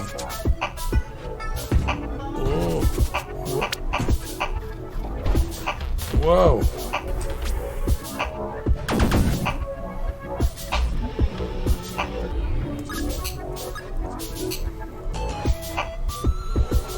Soundtrack is pretty bumpy too. Yeah, it's very trippy looking. I'm loving the color palettes. It's very ZX Spectrum actually. Yeah. Oh yeah. That's for sure. Wish list. It just came out 6th of February, so that is ready to go. It's $8.99 Canadian as well. $7.99 American. So not too bad. Not too bad at all. Alright, the next game is a bigger game. It's, I don't know if anyone noticed it when we were on, I think it was Destructoid. Katana Kami, A Way of the Samurai Story. This came out yesterday, and it's already on Destructoid as ad on the sides of every page. So, the way the samurai is forged in battle, help the swordsmith Dojima pay off his debt after his beautiful daughter is taken as collateral by crafting swords by day and exploring mysterious twisting dungeons for valuable materials at night. That sounds like fun. Mm-hmm. Action RPG, violent gore, dungeon crawler. Oh, let's watch it, Scott. Whoa.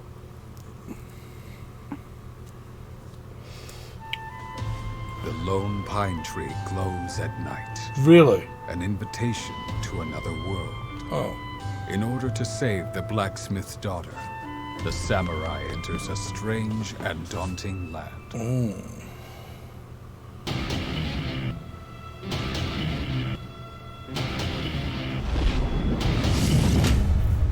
Why is the M in samurai red?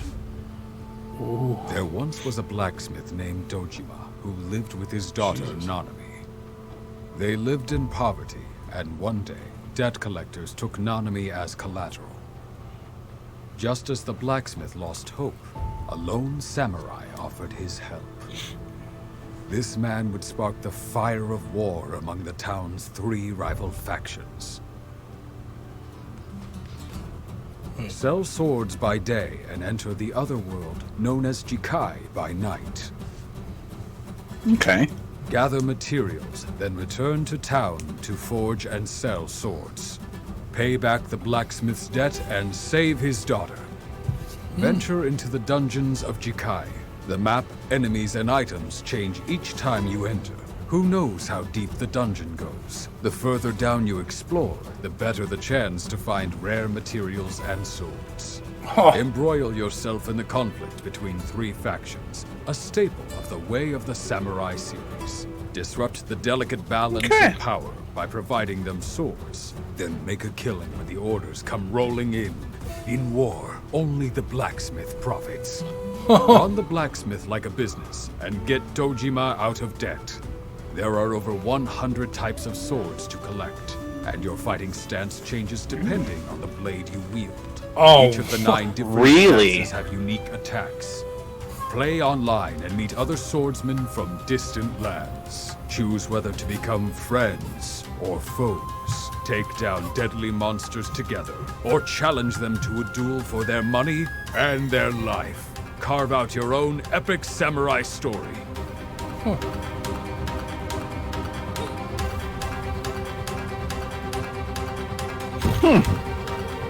Alright. Katana Kami, A Way of the Samurai Story.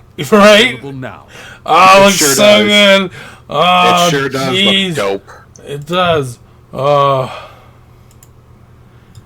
This is 10% off right now at $30.59. Wait, this is the bundle. Includes the game, the 5 famous sword set, and A Way the Samurai Story Wanderer set.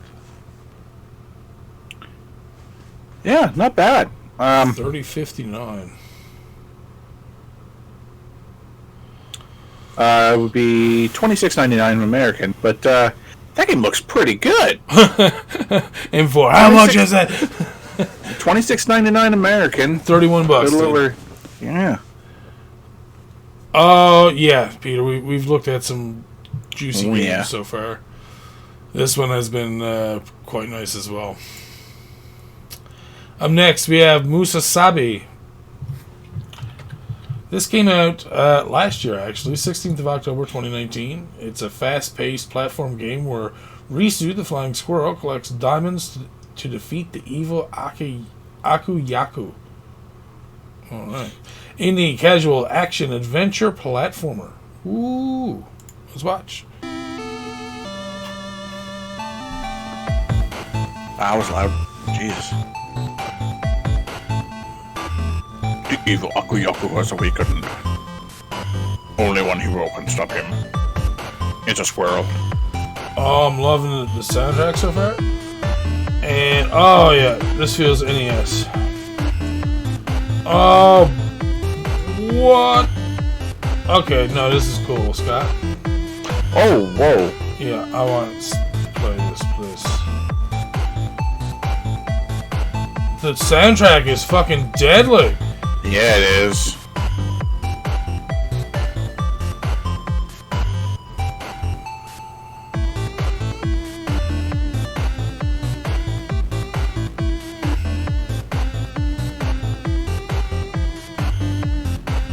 Yeah, it really does. Ooh, I wonder. It really does sound like Solai, I think it is. I think his name is, if I'm not mistaken. Oh, it is. Whoa, $3.39. What? It is definitely a $3 game. Wow. They need to put this onto an NES cart. Shit. And I don't know about you, but that looks like a speedrunner's dream game right there. Yeah. I'm pretty sure I missed wish listing that previous game. What was it called? Katana. Katana Kami. There we go. Let me wish list that real quick. Oh, we're not going to let everyone get boners already on mine. Our next game is called Zevorel. Spelled with an X. Xevorel. Got it. Alright. Armies of darkness are pouring in from another dimension. Explore beautifully handcrafted locations, rediscover long forgotten stories, and fight to save the future of civilization in Zevorel. The Way of the Feather. Ooh. Coming soon, action, adventure, indie platformer, narration. Let's watch. Oh, yeah. I remember now. I was surprised that this was done on Unreal Engine, but it looks beautiful.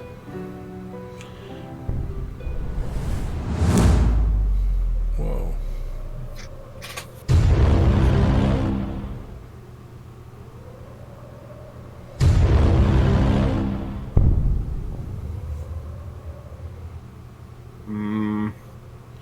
Oh, that was way too much of a tease. Why? Gameplay?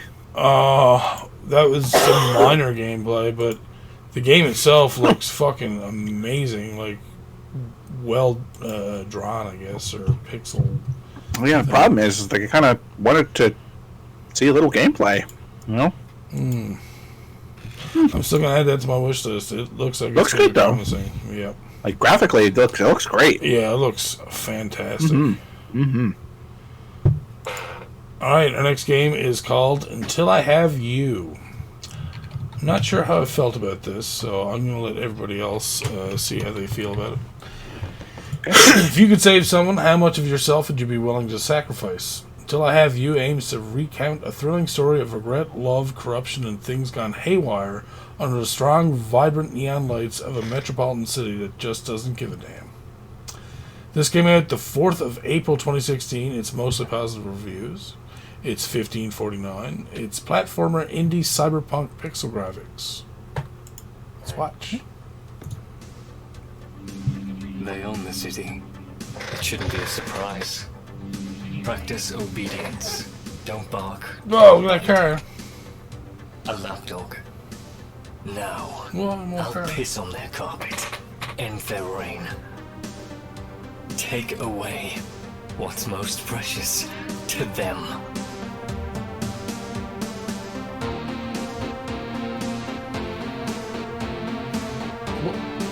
Why so fast? Oh my god. Good question. Oh.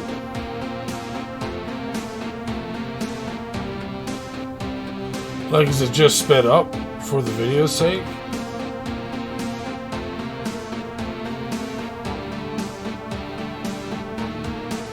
It must be, because It's hard to tell. that's what I'm wondering, right?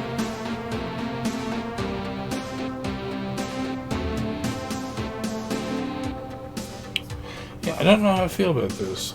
That's what I was. It looks really nice, but with the fast forward stuff, like, I don't know if that's fast forward or if that's actual in-game play.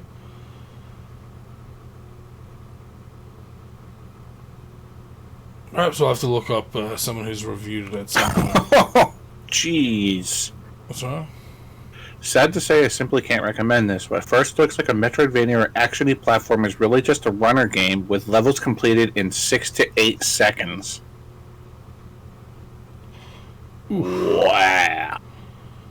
Now, see, if that was in the tagline, I would have not have even brought this one up, unfortunately.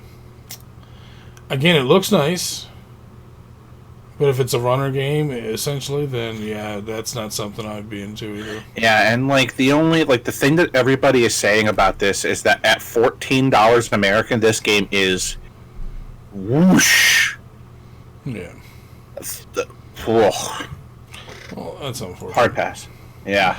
Well, hopefully, our next two, we only have two left. Our next one is called Gastova, The Witches of Arcana.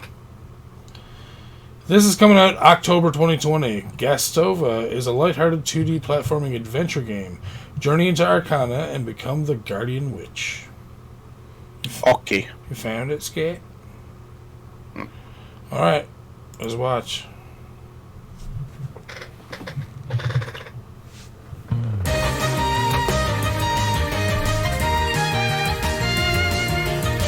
Very loud.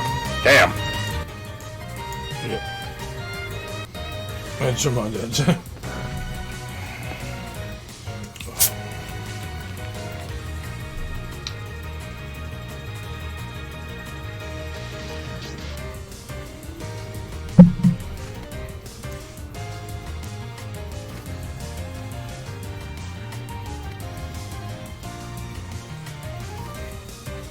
This doesn't look super hard, though.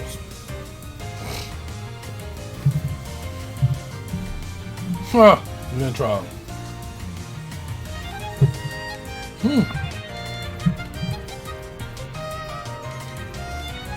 Okay. Okay, that's getting a bit harder. Okay.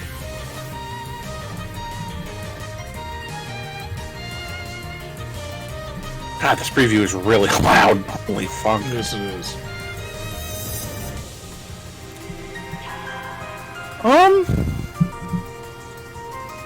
Can't say that I like it, can't say that I hate it.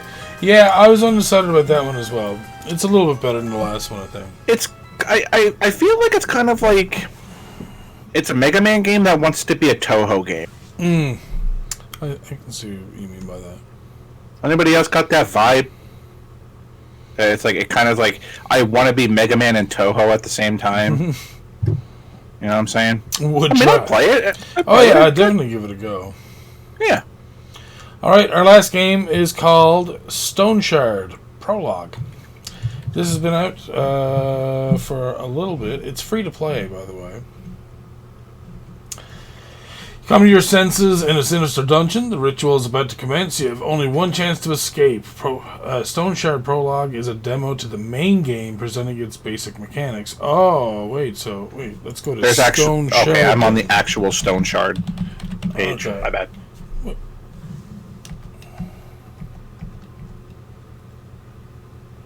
Hey, how come I keep getting the free one? Yeah, Stone Shard came out February 6, 2020. Hey. I So this don't is now have available.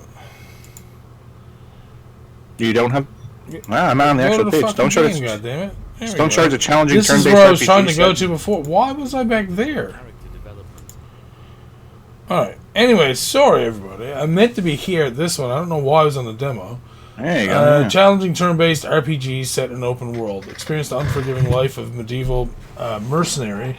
Travel across the war-torn kingdom. Fulfill contracts. Fight, mend your wounds, and develop your character without any restrictions. RPG strategy roguelike single-player 2D. It just came out. It is $16.99. Let's give it a watch. I'm sorry! No, he's not. I'm not. In Stone Shard, you will travel through ruined villages, old forests, and crypts. I felt like Crypt and Necrodancer-ish. Procedurally generated with each new run. Become a With the weird hopping. and use every opportunity to earn Alright. coin, to buy better gear, and challenge ever greater dangers.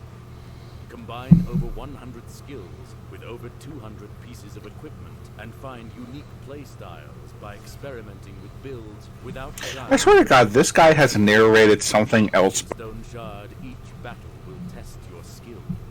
Plan out your build and strategy to achieve victory no matter the odds. To survive in the merciless world of Aldor, take care of your health, both physical and mental, by fighting pain with I don't alcohol feel about this yet. and taking all kinds of substances. Whoa. You can make the stakes even higher by choosing the Iron Man mode, where character death becomes permanent. Cheers.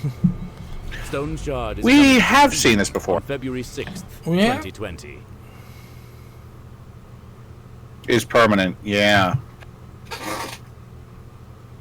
Apparently it is on my wish I'm list. pretty sure that we might have seen this during like one of the Trailer Tuesday things. Maybe so. Maybe we did. See, Getting drunk. I remember saying something about like the whole getting drunk aspect to it. Am I losing my shit? That no, we definitely did. okay. All right, I'm just making sure. Oh God, I can't drink that anymore. It's so gross. Have I drank the alcohol in Stone Shard and I'm beginning to forget things? All I right, don't know anymore.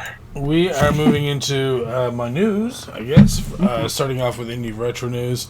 And Old Tower, a great game by Retro Souls, finally arrives in the C64. Yes. So, if you've been following Retro Souls for the last couple of years, you've known they've released such games as Gluff, Old Tower, Twin Light, Alter Ego, and even Tourmaline for the ZX Spectrum. Well, today is a thanks to the heads up via the Twitter page from our good friend Per Ola. They've announced a newish game for the C64 called Old Tower, a game which was previously released on the ZX Spectrum that has since been ported over to the C64. We're gonna watch.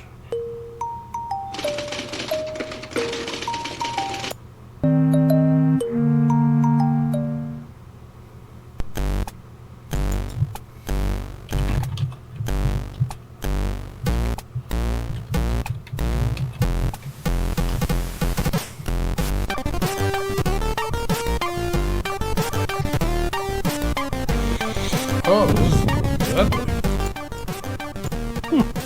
Come on, play some, huh? God damn it.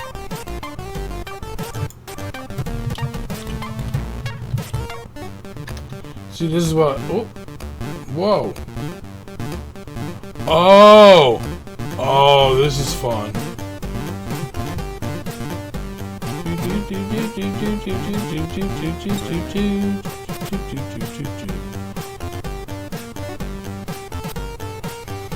I guess this is royalty-free music.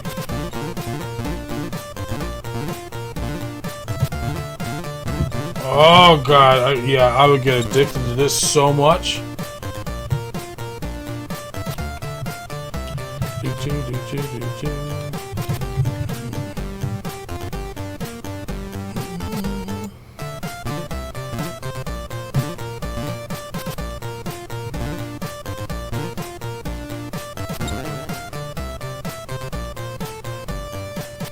God damn it, I want a fucking C64 so bad now. C64 and the ZX Spectrum, an Amiga, just all of them at once. I'm good with that. Still there, Scott? Mm-hmm. Okay. I'm here. Our next game here is Legacy, a PDA dungeon crawler. Will be released on the Amiga by Inked Pixel Software. I'm sorry, what? Yeah. All right.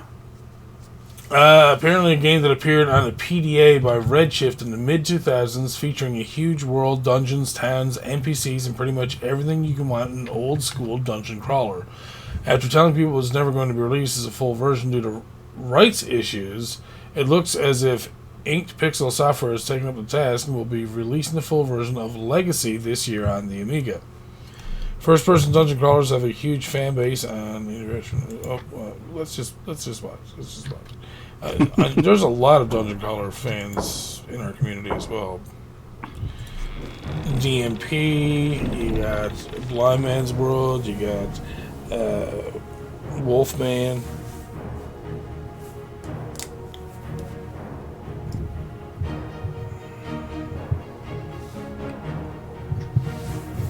This is interesting. This was on a PDA. That's so strange.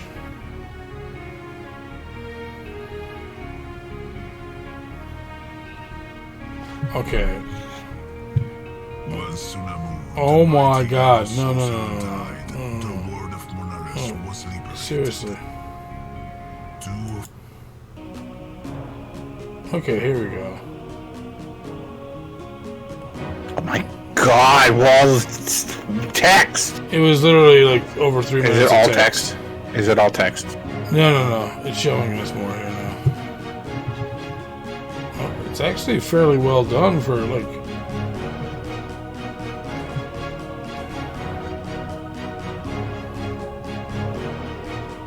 Oh, there's the Lady of the Night. She looks the same as the other Lady of the Night. In the green, except now she's wearing blue. She just ran over here, put on a new dress. Oh shit! You didn't even change up your dress that time, bitch.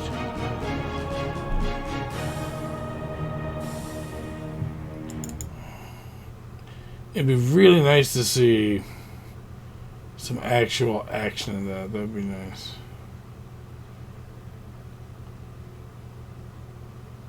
Oh, alright. Alright. You had one job. It's a new C64 game everyone needs to try. Last heads up from Saberman. Brand new game for C64 called You Had One Job by Zealous, KK, Track, and Dennis. This game, created for the C64 in assembler language, is a fun for all family release in which, playing as a professional, you need to hide what they screwed in the house before the owner spots the mistakes. Watch out for the cats, rats, and the owner, or you'll lose a life. Wait, what?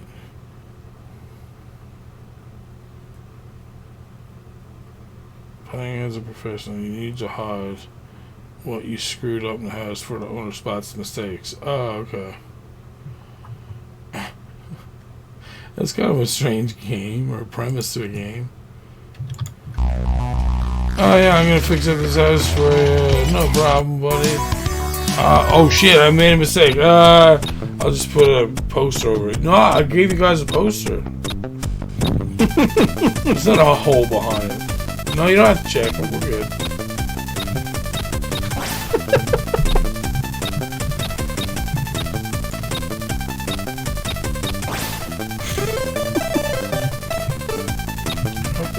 Sounds like checking any of this stuff. What the hell?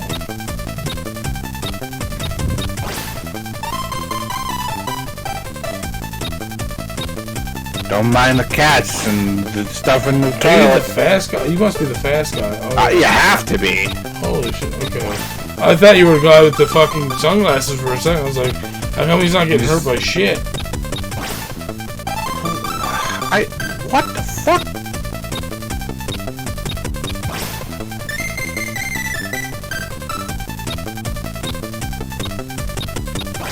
Well, let's go to jump. Yeah. Dude, you already fixed that one. Holy shit. This looks way too fast. So wait, I know, right? oh, that guy in the sunglasses keeps fucking shit up. Shoot him. Get in there, take that hammer, and beat him on the head with it. Like, goddamn.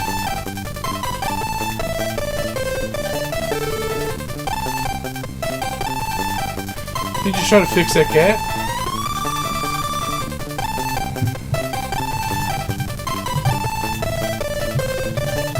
Oh my god, this is so crazy. Okay, we gotta stop watching this, because this is like... Oh god, I would not be able to play that. I know it's an arcade style game, but I mean... It doesn't even, like, there's a check mark over stuff and then it's broken again eventually because dude fucks it up. I'm like, wait, what? Yeah, I know. I'm sorry. Our next game here is Moonshadow 2 Septerios Revenge. An early version 2 preview sequel to a 1990s C64 game by Paolo Galimberti. Alright. Okay. So apparently Saberman contacted Indie Retro News to tell them that that Excess has released a very early version 2 preview of Dark Error's upcoming sequel, Moonshadow 2 Septerios Revenge, which is a tribute to Paolo Galimberti's Moonshadow, released back in 1990. This game is an action platformer and features multiple themed rooms, item collection, and enemies to fight, although enemies are still lacking in the preview. Okay.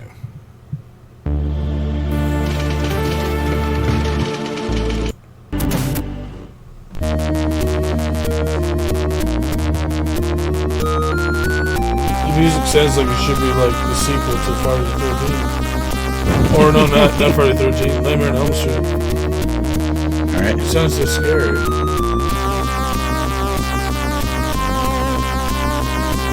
I'm digging that title as well.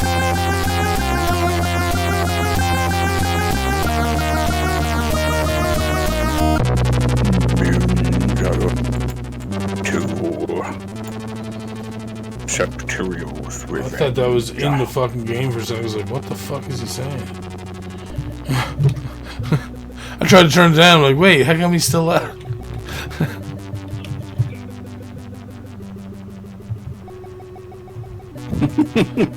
Alright.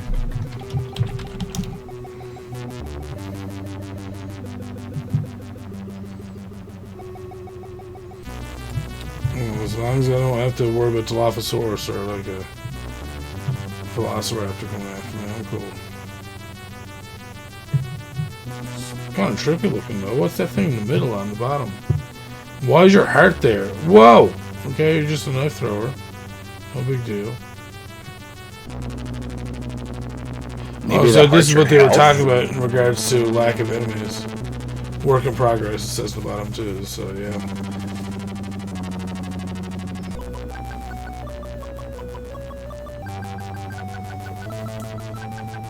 Track's pretty good.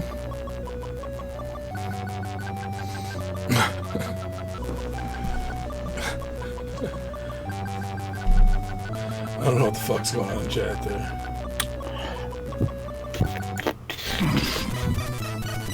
It looked like there was going to be an enemy here. I was wrong.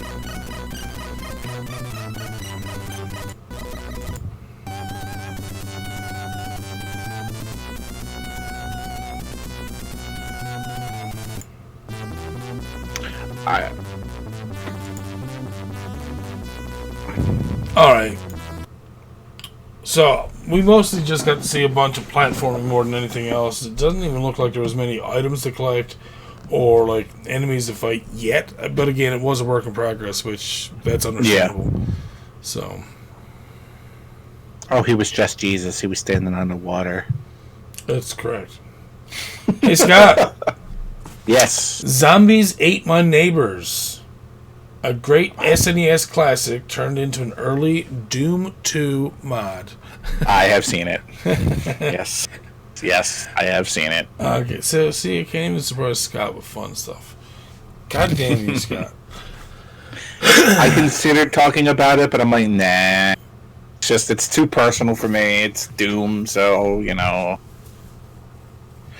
But apparently. So, we're going to watch it anyways. I don't care if you like it or not. No, I actually was very interested I don't care, Scott, if you like it or not. Fine. Jeez. Fine, be that way. Mm. Rescue the neighbors. I'm kind of interested in how this is going to go. Well.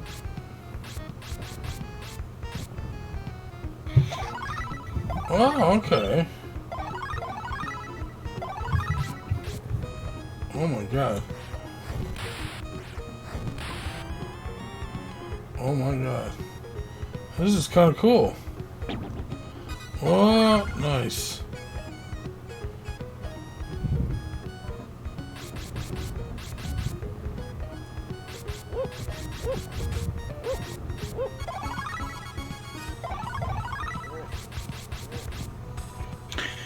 This is definitely, and I'm gonna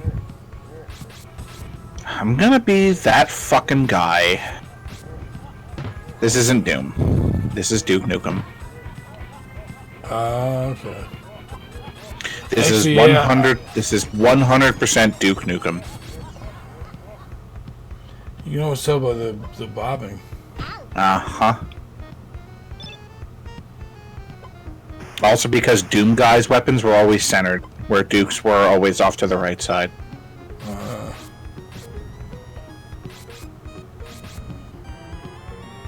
But it is a Doom 2 mod, so you can't take that away from them. Why wouldn't you just stay up on the fucking ledge? Seriously. I just bounce up on top and be like, alright, now I can go where the fuck I want. You didn't even need that, dude. You could have just walked on there. And found out all that's in there is a fucking first aid kit. Okay, I'm sorry, my bad. We're getting way into this. We're getting real critical of just this gameplay trailer. Oh. Like, God, why are you so fucking dumb? What are you doing? Good. You know, I agree with 6. It does look better than I expected it to be, so... Yes.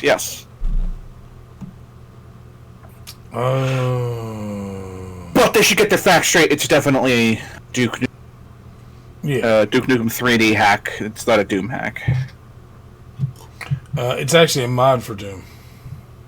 I mean, it is. It's a mod for Doom, but it's definitely in the same, like... Well, Doom doesn't use grenades. Duke Nukem uses grenades, and it throws them in the same... It's Duke Nukem 3D. Oh, God. I'm gonna shut up now. You are correct. It is GZ Doom, Losber. Mm-hmm. That it was programmed in. Oh, right. Brutal Doom does use grenades, doesn't it? Alright. Okay, so we have a new Amiga game, Scourge of the Underkind. It's a teaser footage for Chaos Engine styled Amiga game, so this should look alright. Back in 2016-2017, Wayne Ashworth and Magnus had been developing a new game called Scourge of the Underkind for 1 meg OCS Amigas and above. It was shown off many times as a rather wicked-looking top-down arcade action game with coin and key collection that is very similar to that classic game Chaos Engine. Well, after a very long time of silence due to life issues affecting one of the creators, Wayne has given us a new update showing us the game is back on track in development with a new village level.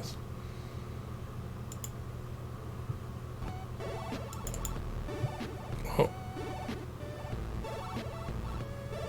Was that the music in game? I'm not sure. Oh no, it might be sounding game. If it is, it's pretty awesome. We get Can't really tell. Bone boomerangs. Wow, nice, nice collision detection there. Yeah, It's like, well, again, it is a work in progress too. So fair. It's like one of those games. It's like, oh, I'm just gonna stand on you and do like all of your health. Like, oh no. And yeah, they've also been away for 3 years too. So it looks like there are a bunch of different weapons here in this first picture. Yeah, it's kind of cool.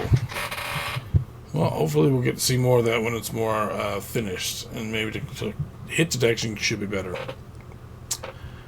Scourge of the Underkind. I did not say that. Bonus stage number 75. Proof of concept racing on the Amiga looks rather impressive.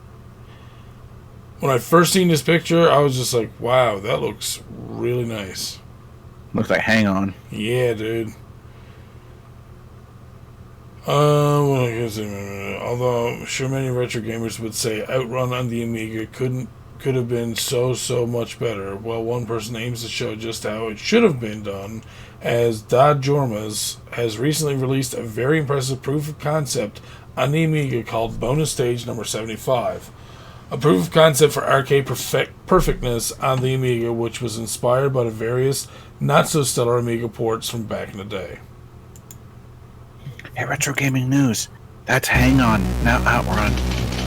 Hang On had motorcycles. Outrun had a sports car. He made mistakes.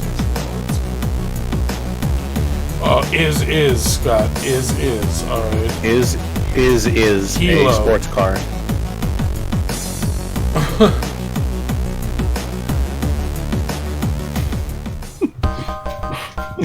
That should be the title of the shoutcast. This is our next podcast.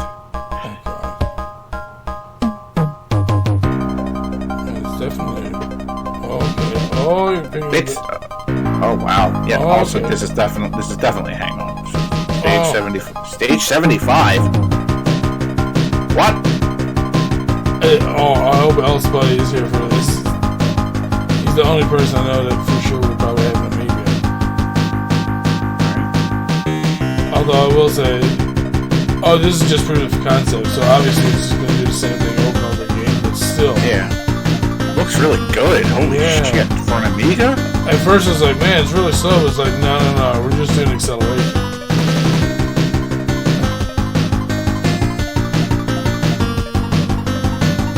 Yeah, like even computer players aren't trying to be dickheads. We just stay off to the side like, hey, we're here. We're just letting you know that we can be here as well. On screen with that slowdown, so.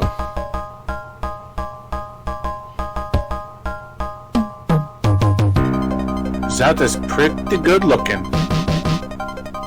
It definitely does have like that very crisp arcade Hang On look, I will say. He's actually explaining everything up there in that scrolling text. Oh, I can't even see it.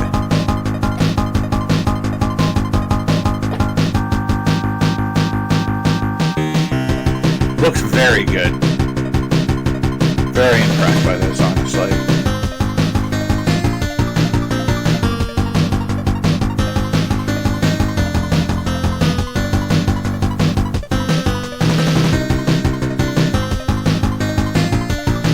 John was sucking out. Hey, that was pretty damn good. Not bad, man. Right. Not bad. Makes me want an Amiga. I'm telling you, dude, I want all those fucking... Right? Dragon's Cash, puzzle drop and match game coming to the Atari 7800. First beta is available. So, a new game has surfaced for the Atari 7800, as we've just found out, thanks to a heads up on the Atari forums, that Revon Tooley has released the first beta for a drop and match arcade game of Dragon's Cash for the Atari 7800. The game, according to the creator, puts you against mighty dragons as they are out to greedily raid a legendary lost hoard of jewels. Play for score, race to reach a given score, or play in a battle mode, play solo, or challenge an opponent. It's all up to you. The power's in your hands, or something like that. Something or other. Oh.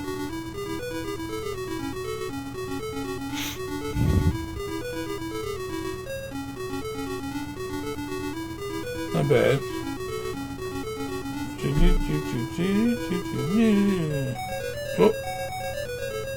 Oh, Chestnut's music's.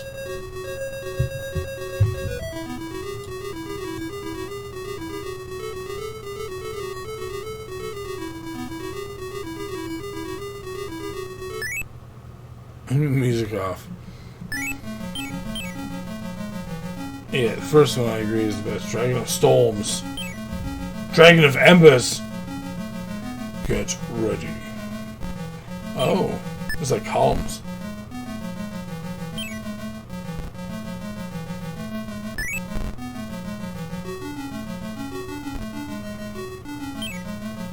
dragging my ass across the carpet. Sounds about right. Yeah, it very much like columns. Yeah. Jesus. Yeah, but that's fine. New 7800 game. For anyone who's a big fan of the Atari 7800, this is probably like, yes! Something good to play!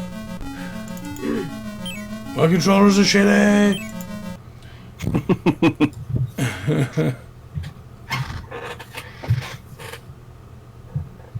Yes. And the very last thing to look at Indie Retro News this week is OpenTTD 1.10.0-RC1. Open Source Transport Tycoon Deluxe gets a new release candidate. So, Open Transport Tycoon Deluxe is one of the most popular open source releases on our site, and that comes as no surprise to us, as it's a constantly updated open source version of Microprose hit game Transport Tycoon Deluxe.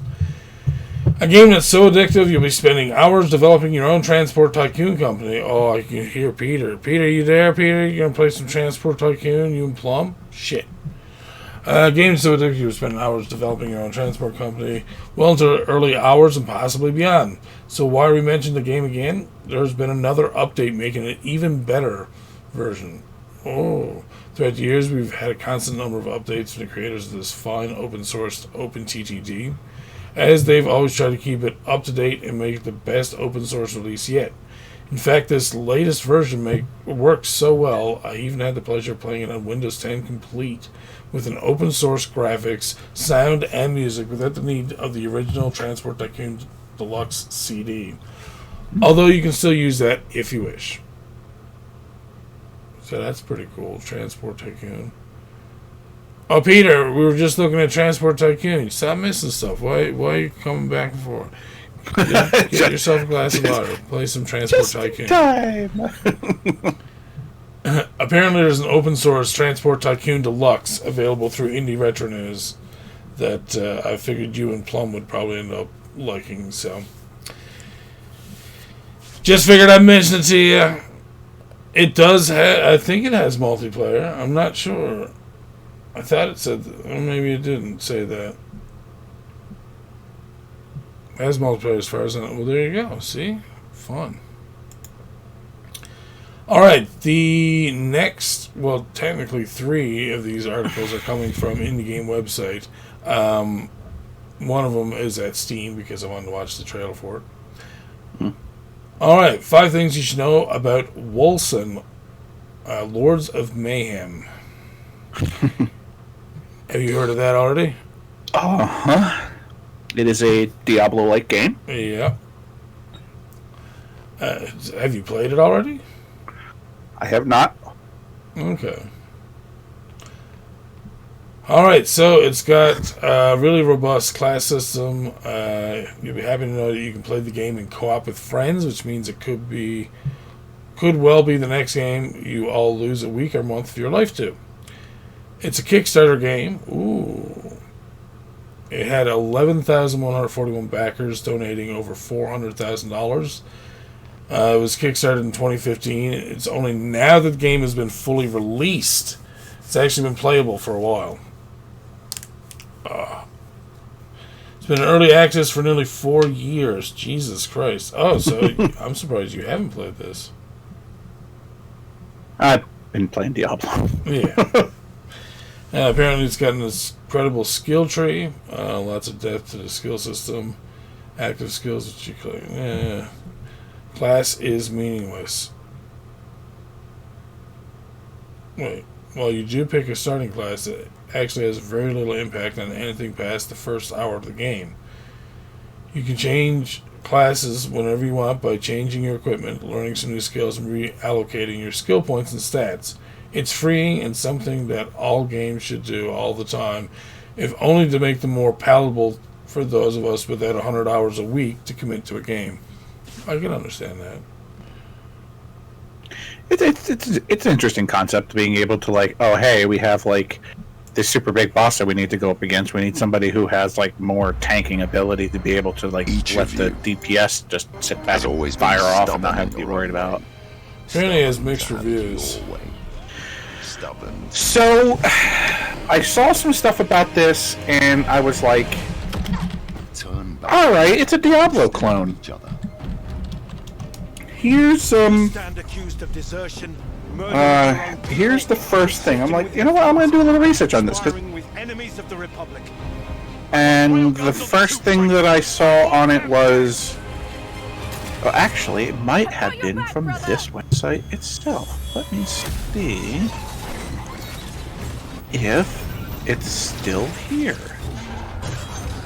Because this might have been on VG247.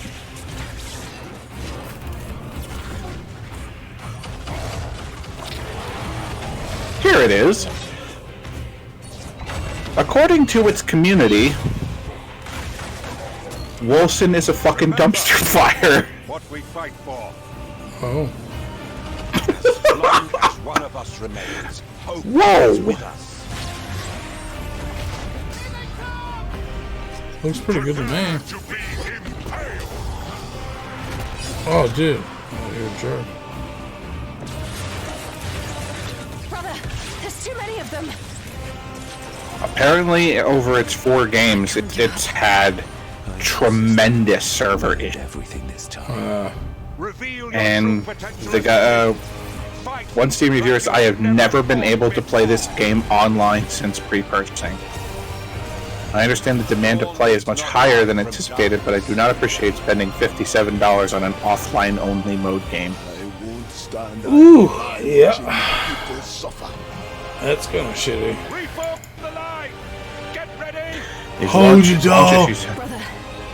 Launch issues, however, are even going as far as deleting characters and losing games or items in-game when players finally do connect. Why didn't you leave when I told you to?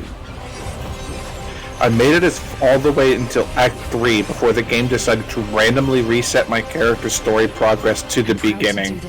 I kept all the gear and levels, but now have to grind through the story once again.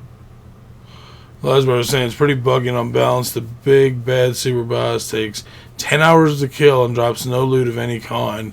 There were 2 days when it first released where the servers were just straight up down. Just the other day, I had a major problem where people just couldn't play their characters at all as if they powered up past a certain point. Oh my god. What? Wow.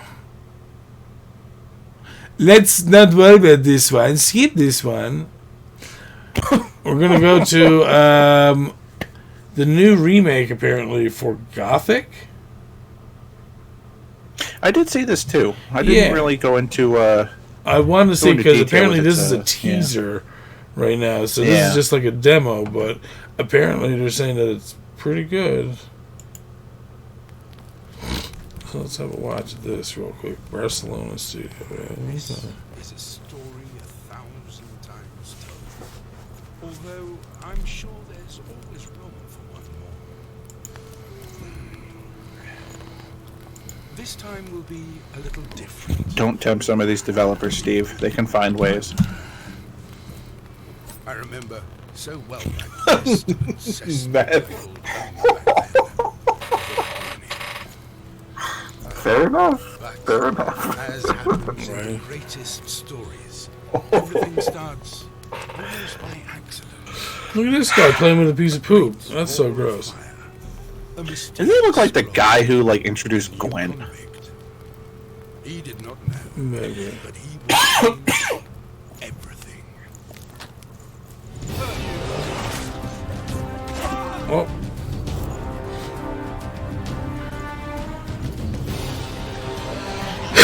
What's this? Skyrim Dinosaurs. This actually looks pretty good. Fuck you, buddy. You don't need a head. Not for what you're going to be used for.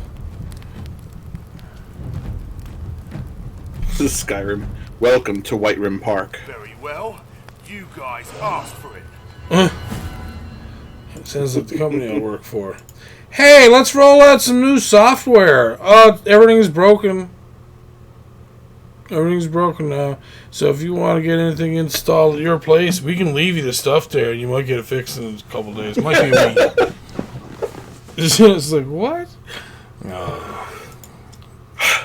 Okay, last thing we have to look at here at indiegamewebsite.com is The Harvest.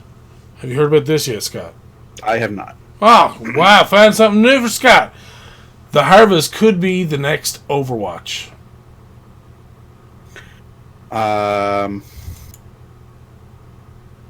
Okay. I'm curious. Yeah, we gonna watch now.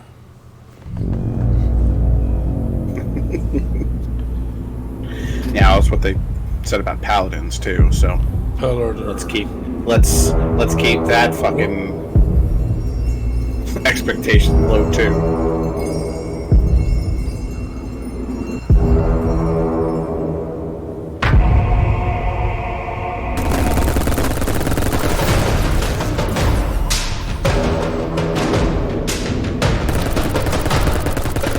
Main protagonist butt shot.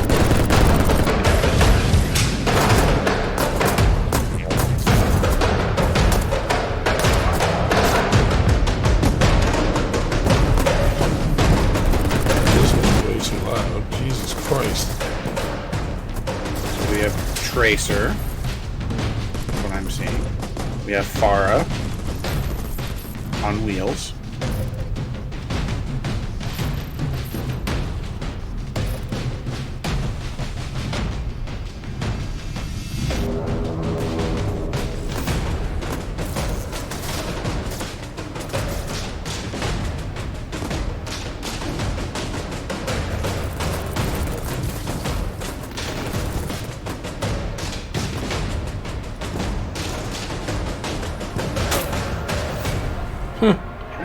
How is this Overwatch?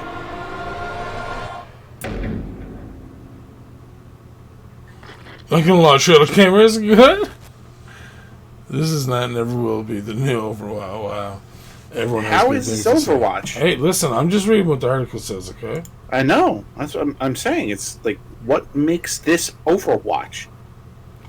This is like Battle Royale style scenario where you and your squad have to fight for control over the essence, which is an integral part of survival for many races that are barely surviving around it. This means, in real terms, is that you choose a character, join a squad of friends, and try to outlive your opponents. What makes the Harvest stand out from other games is the emergent genre. It is the ability to craft is the ability to craft your character as you play the game. You become stronger as you play each match, a bit like how you would in a MOBA. Hopefully this means you can play the game 100 times and experience a slightly different build in each. It helps that the game looks very nice, too. It's due to come in early access some point this year. Guess that the hope that it's soon. So what I'm actually seeing is not Overwatch, but it's Fortnite meets Destiny. And I agree, disagree, chat? Fortnite meets Destiny? That's what I'm hearing? Oh, just see, when someone says OW, I'm thinking, oh, they mean me. No, Overwatch. Yeah, see, I don't play enough Overwatch to know about it, but I figured it's something you guys... Yeah, Overwatch. I used to get that all the time. OW, oh, you're an Overwatch gamer? Oh, when I was OW gamer, that's what it was. Oh, Overwatch gamer? I'm like, no. That's not what I... It's basically what I said. It's not Overwatch. It's Fortnite meets Destiny. That's all it is. Okay, well, there you go. Scott narrowed it down. Stop false advertising these people. Our last do not lie. Articles do not are coming from Indie Games Plus. Do not lie to these folks. They are good people who deserve the truth. This is one I had to skip on Steam, so I could show you here, actually. Run and gun game Power Stealers uses robot pals to give you more firepower. Robot pals. Oh, don't go doing that. Yeah, there was a Kickstarter. We missed it. God damn it. A lot of games, Stefan. A lot of games. I don't know, but I always look for good Kickstarters. Una Nueva. Wait, no. We did look at this. Didn't we? Did we? I think so. Because when we see Mrs. or when I see Mrs. Does she look familiar? Maybe not. I don't know. Either way, it's not bad. I like the robot partner. What is this, magic sword without swords? Lars. Equipment, Metallica. No.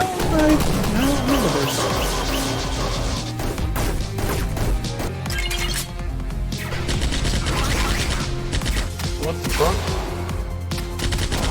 Lars. Katana.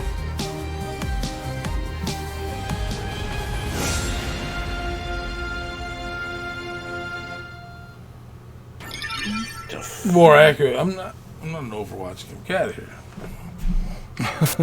What? Hey, come on now. It looks alright. Yeah. Looks alright. I don't know if I'd run to it. It just feels kind of slow.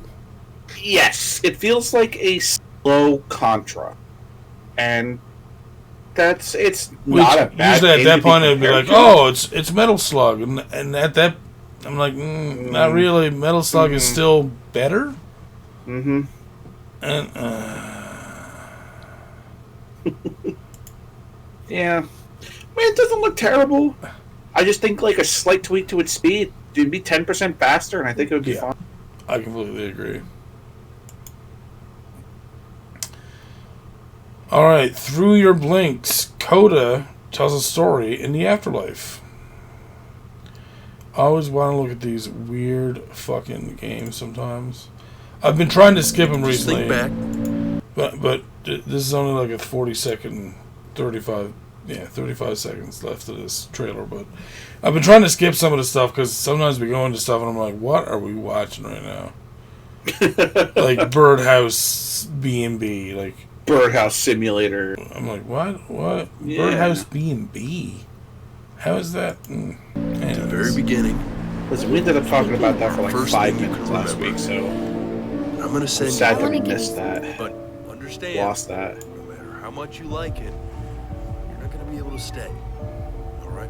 Every time you think you blink, you're going to jump forward in time. It could be a second, it could be 5 years. Oh.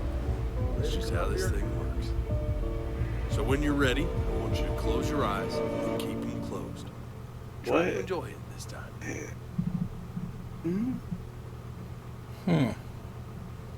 Not safe for work. Wait, what? That's not what it said. They show a guy pooping. It's not safe for work. Pooping.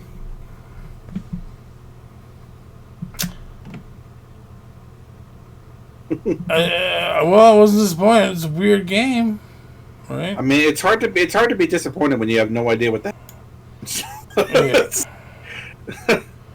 All right. Next up, we have Necronator Dead Wrong. Oh, guides undead armies through clever card playing. I'm looking at Scott. See, oh, okay. Yeah. I got the saw. Lord of Saws knows how to saw. All right. So apparently, Necronator Dead Wrong will have you compiling decks of clever orders to give your legions of skeletons and demons so you can effectively kill those pesky living folks. Ooh. Alright. Got my attention. Trailer. I've got you Can't now. help it. What? Oh. More of you. Card games. I really Damn, like I'm good. games a lot. Oh, I'm gonna hi. go play It's Final the Fantasy. Necronator here. Just enjoying some Necronator Dead Wrong in my 5,000 square foot evil lair. If you pay attention to this video, I'm going to show you how you can be a successful So is it player like as I am. I see you guys commenting on it. tower Necronator defense Dead in Wrong a is card nothing more than a game? superb game. Yeah. Wrong. So strange. Sure. Necronator Dead Wrong is a surprisingly Is that what fresh I'm and seeing? innovative blend 'Cause- of deck building and micro real-time strategy. Yes. What most people don't get is that it's also Because I'm all for that. Like Einstein said, true knowledge. Stop pausing the exists game. I don't see your knowing that you bat know nothing. cat ass. And I do know that you know nothing. But I will teach you how to harness the power of unspeakably evil armies of undead minions. Stop being totally benign and start conquering the Oh, world that's and cool. being majorly evil like me. Yeah. It has a move-up system, You're going like, to learn so much about being a supervillain from Necronator dead wrong, and Slide a it's spire. all completely 100% You take different paths and stuff. Oh, they do have. Oh, I was thinking. Why is that Wait, bat's are you mouth a Through it. nutsack? That's fairly evil, isn't it? No, we're not doing that. All right. Okay. Right. Got because wow, wow, wow. Oh. He's just flapping on his top lip. You know it's gonna hurt. Necronator dead wrong. Coming February 13th. I was good, right? Was I too evil? What am I saying? There's no such thing as too evil. That's like saying there's such a thing as. Jesus Christ. Alright, so wait, are you the one that's attacking? I don't know. I already left the fucking game because I was not. I'm sorry, Scott. I'm gonna have to look at. I'm sorry, You that looked know. interesting to me. Of course it did. It's fucking playing with cards. No. Yes.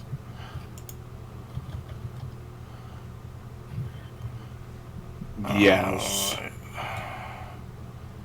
So, our next game is Underhero.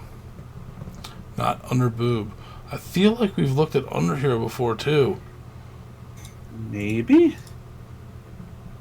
Helping the villainous underling become a bit more heroic with fighting I to don't beat Underhero. think so. Okay. Watching the game.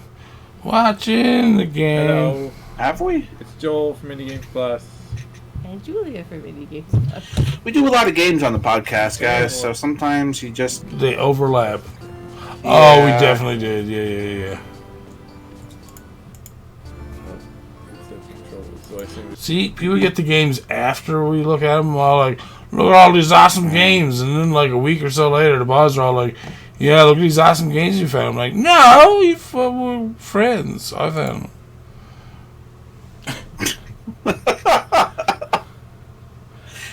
All right.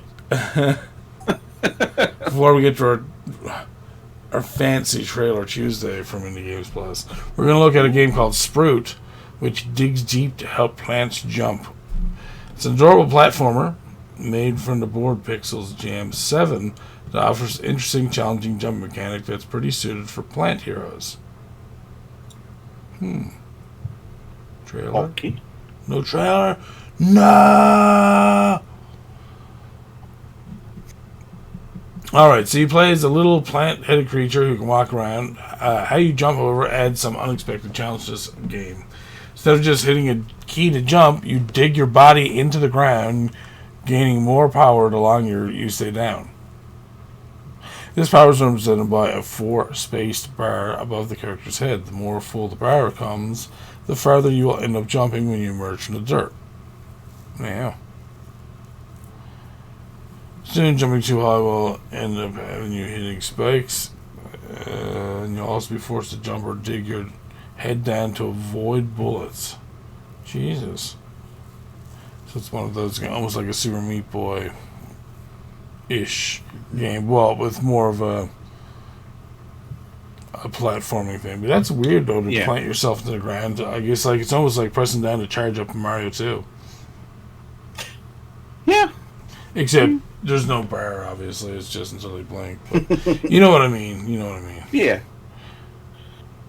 The charge jumper, they boop. Yeah. Yeah. Alright, we're going to see our trailer Tuesday before we end off with 2 Kickstarters. Jesus, I can English. I'm also very tired. Alright, in the cult kitchen. Oh, God. Uh-oh. You have a change your life, some of this. Uh-oh. Find new jeans. See, this looks like it is a visual novel. Thank you for pointing that out right away.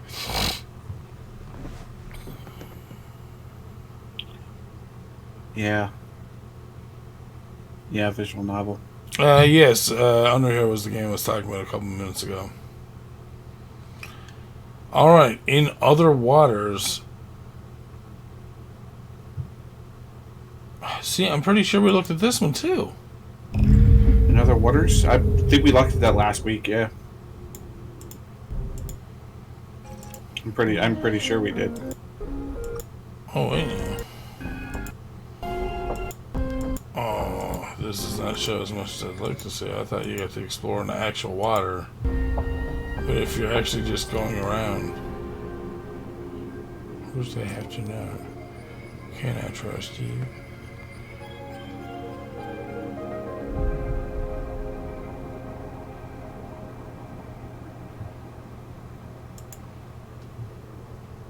Hey, why are you giving away a copy of Underhero?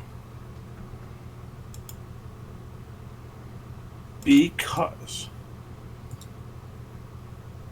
See, I thought that In Other Waters would have you actually out in the water doing stuff, but it looks like it's more of a...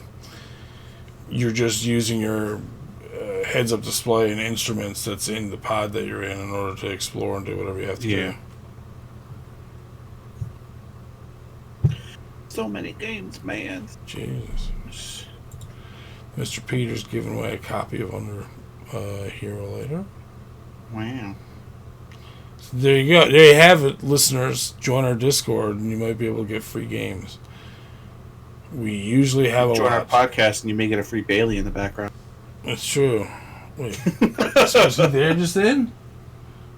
Did he seriously just come up behind me or something? Uh-huh. Jesus. He was like standing on it, like something in the background there. All right. Whoa, Haven. They escape to a lost planet to be together. An RPG adventure about love and freedom to play solo or co-op with a special someone. Peggy 18. Peggy's 18. Nice. Oh, you get the sexy time. I'll play with a special someone.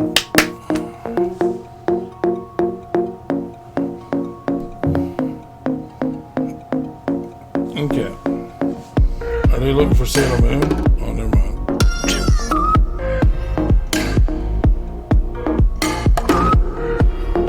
Peggy's 18, don't worry.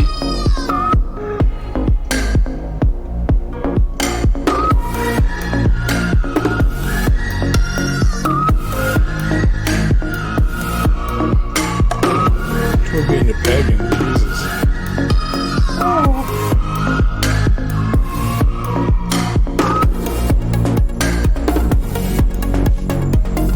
That's pretty cool.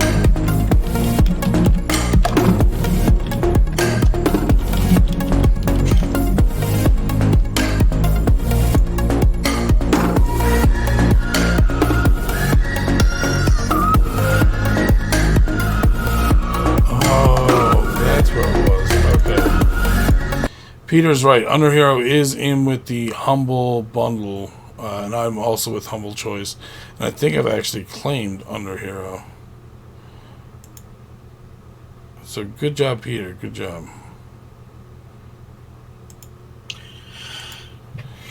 I don't know what that fucking game was about. Yeah, I would have loved to know what the game was about. Like, oh, play it with a special someone. It's like, alright. Well, what are we watching? Like, I kind of need to know what the game's about before I can special someone it, you know what I'm saying? Mentions Bailey in the back and over there. Wait, what? Bailey's a dog. Oh, I gave Steve the copy of Underhero. There you go. Here we go. Alright, our next one's called The Cult Marduk's Longest Night. I'm pretty sure it's a point and click adventure, so Mr. Six might enjoy the look of this. Don't like the fucking soundtrack so far.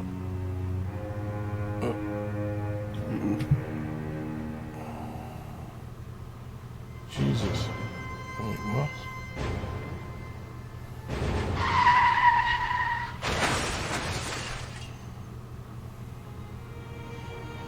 Gameplay trailer. That style is interesting. You have to roll. Car accident. So I put my daughter into a garbage bag. Outsider for bar. Yes, it is a point and click, Steve. That guy just used a knife to cut open that sofa. Because you know how people stash stuff in sofas. We just sew the sofa back up and it looks perfectly fine. I have no idea what the hell. This is a Steve game. He loves these.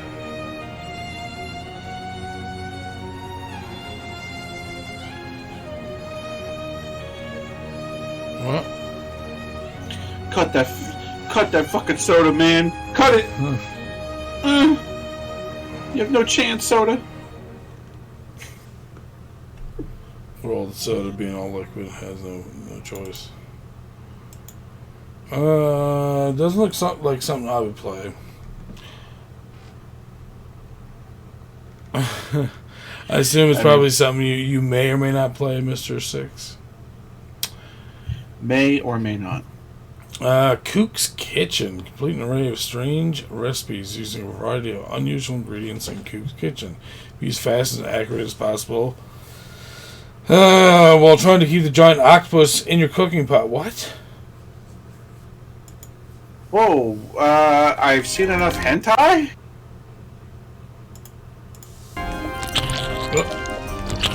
Wait. Do you eat this stuff and then you just spit it out later? Wait. Oh, dude, don't.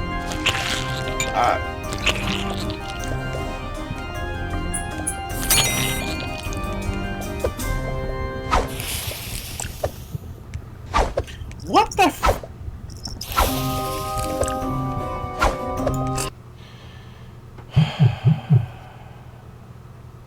And sometimes when we go through these trailers for these games, well, sometimes I mean most times,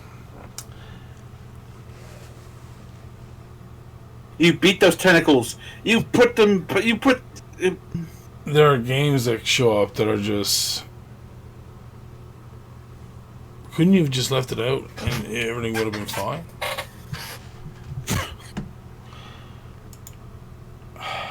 Whoa, what the fuck? Dawn of Fear? It's the only living family member. He goes to the family home to fix it. Well, that's the clip we get this week. We get the clip of me screaming, hey, I've seen enough hentai. A clip on the podcast is fantastic, Margaret, in the way I look at it, because we rarely get clips. Good night, ladies and gentlemen. As the only living family member, he goes to the family home to fix up the papers and bury his stepmother. Once at home, you'll discover necromancy studies that were being done there. What in the fuck? I don't like this already. It looks scary. I don't do well with that shit. We're going to use necromancy on God. Grandma. We're going to necromancy Grandma. Hey, Grandma, we need your potato soup recipe. Scott. Grandma, come back. You make the best peanut butter squares. Necromotor. I don't like this music either. You're gonna fuck with me. And he said, this fucking, I knows it. Just do it. Just fucking do it already. Be done with it. We need you made the Kraft macaroni and cheese.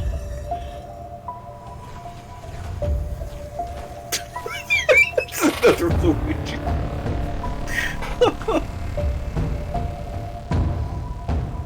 Turn on the lights. Kind of reminds me of Resident Evil, the first ones.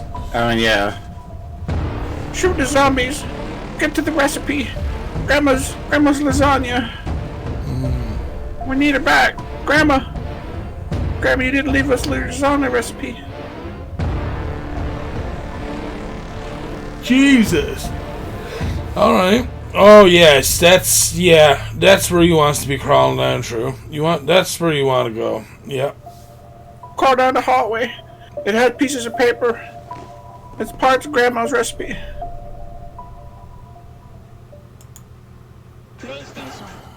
Go down the hole.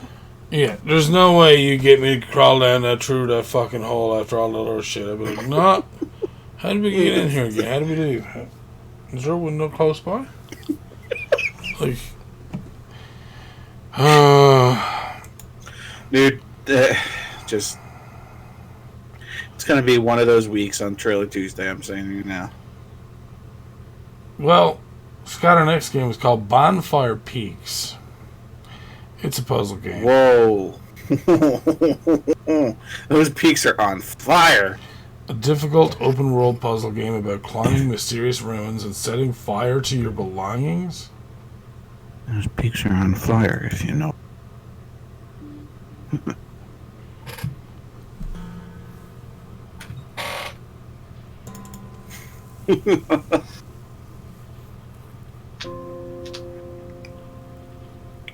So voxel.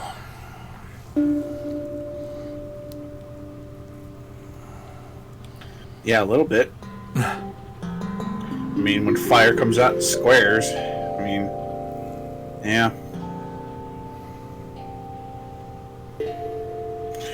From the producers of Hiding Spot, whatever the fuck that is.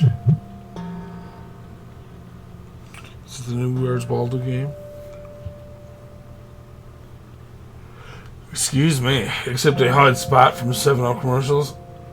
Alright, so I don't know how I feel about that fucking game either, man. I have to go put things into the fire. This was my college thesis. There was 150 pages about the mating rituals of the blue-assed monkeys. I can't let anybody read that. No one should have ever read the thesis about the blue-assed monkeys. Very specific monkeys you chose. So yeah, specifically the blue-assed monkeys. The 150-page thesis about the blue-assed monkey. Okay, so these games. 2 Weeks in Painland. A story-driven game about a run-of-the-mill hacker spying on gangsters who are anything but, all while trying to... Anything but what? Hackers? Or gangsters? I don't know. Anything but... I would have spent 3 weeks in Painland, except that they already had reservations for someone else in the hotel, so I had to leave. Had to. I'll try to keep his life in the process. Easier said than...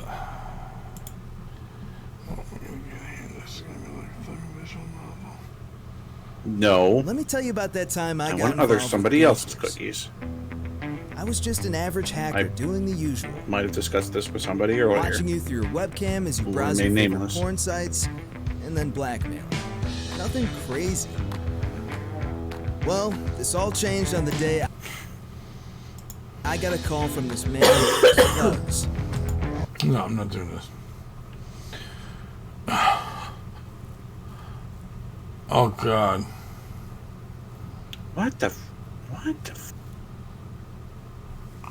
hell? My cell phone went off. Holy shit. Uni Rises? What? What the hell? These things ring? Yeah. when you have people on your contact list.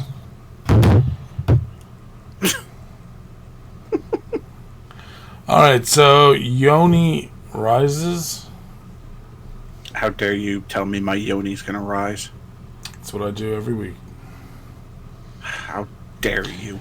Set in mid-90s Japan, where the internet was still not widely used and cell phones were owned by a select few adults, follows the experiences of two elementary school children troubled by family matters. Available on Nintendo Switch. Okay. Yeah, I was troubled by family matters. It came on after Full House. I mean, clearly the better show should have been on before Full House. Come on, well, guys. I mean, original Get your programming TGIF straight. started with The Simpsons on it, too. Simpsons was Fox, my dude. No, the original Simpsons came on TGIF as well. 1990年代 Family Matters was a troubling show. 噂があった Carl was so hateful towards Steve. ツンって知ってる Right? 知ってる Listen, Buzz, it's lovely that you know how to speak Japanese. What I want to know is, what is this game about? Is there any gameplay? What is anything? Nani? Huh? Oh ho ho ho ho! Alright, so apparently we're not going to see anything about that game. We already covered Wargroove as well. And that is it. Yeah, no, I just went through the entire video, and it's basically just stills. Is it visual? Not? I don't know. We did go through Wargroove. Wargroove looked pretty cool. Wargroove is like a Gauntlet clone sort of thing, so looks really good. Is it? Yeah, Wargroove was the Gauntlet sort of looking game. Huh.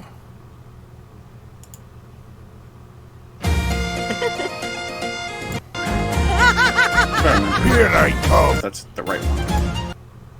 No, I knew it. It was more like it's a tactical RPG game. Which one am I thinking of? Battle Axe. Oh yeah, right.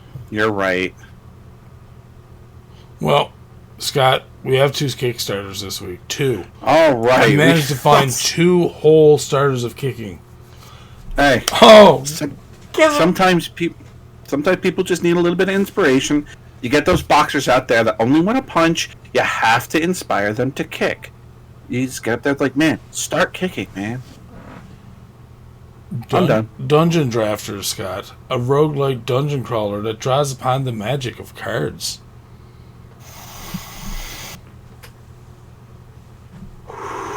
Yeah. They're looking for 16,188. They have 195 backers with 26 days to go. They're only at 8,000. They're about halfway on their goal right now. Actually, they're a little over halfway. What, Steve? What did I do this time? Oh, wait, what? Oh, that's cool.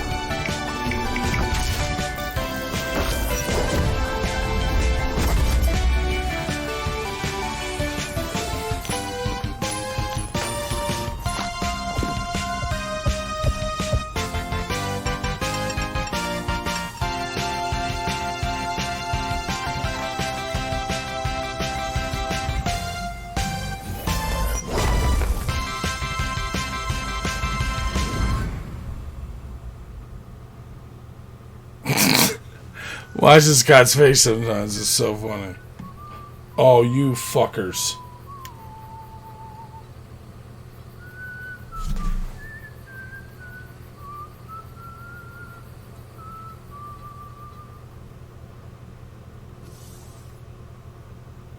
Oh, there's fishing. Oh, there's fishing. Stefan has to play. Oh, there's fishing.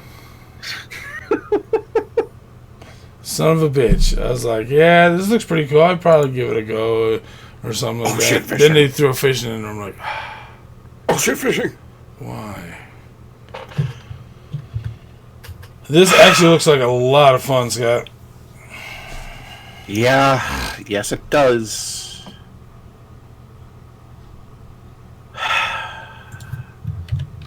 Dungeon. There's Kickstarter. Looks like it's $33 Canadian in order to get the special role in the Discord server, special thanks to credits, digital copy of Dungeon Drafters, yeah. About $25, digital copy. Now, remember, these are Kickstarter things, so it might be up a little bit because you're also getting thanks in the credits. You're also being invited to the Discord server with a special role. So, you know, remove that stuff. It might not be 33 for us. It might be 30. It might be 27. It might be 28. Who knows? Yeah. Either way. Ooh! Special role on Discord, special thanks in the credits. If I got a special roll in the Discord, I want to be a cinnamon roll, man. I really like cinnamon rolls. They're delicious. A special roll. Especially if it's like Cinnabon. Oh, it's the best kind of roll. Peter's back with his delicious lunch. Sounds about fucking good food he's eating. Right. Anyways, 1,200. Wait, 12,500 games funded. Wait, but they're looking for 16,000. Oh, because I'm Canadian. Arcade mode, shoot for high score. The collector, craft rare cards. Ooh. How you feeling about it, Scott? I would like the Kickstarter to be closer to 20, but I mean, that's really my only complaint. Everything else looks really cool. It really does. I would definitely play this too. Yeah, I might play it. I might just. I would say you will. Might. I'm saying there's a chance. God, Cookie's got to order Deadly Star Lady. I want some cookies. Yeah, I know.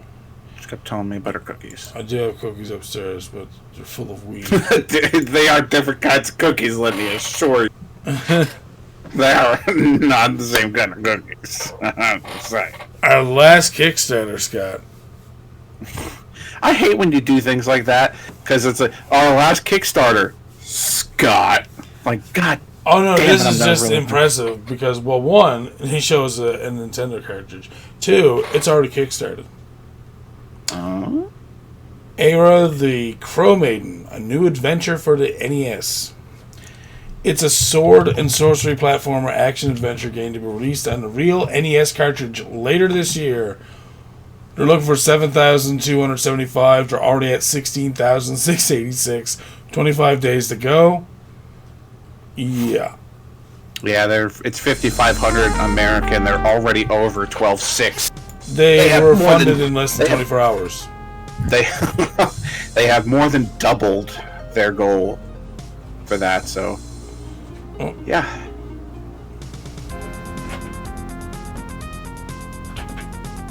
She knew. She just holding her tits there. What is it? I'm gonna give that a probably not. Doc.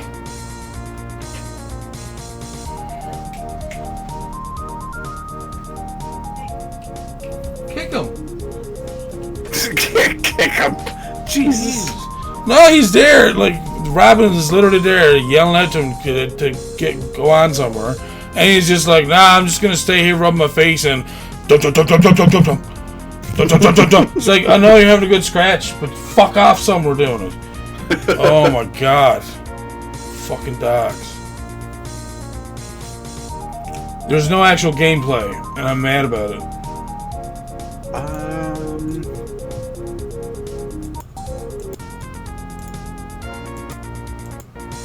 Yeah, they don't have any actual gameplay. I thought they were gonna like show us something on that little Captain Planet cartridge, but they did not. Well, it looks like it's done fairly well too. Like the cart, the dust sleeve, the box, and the manual. They're talking about if they reach $15,000, they're going a 16-bit Genesis Mega Drive version. Oh, nice.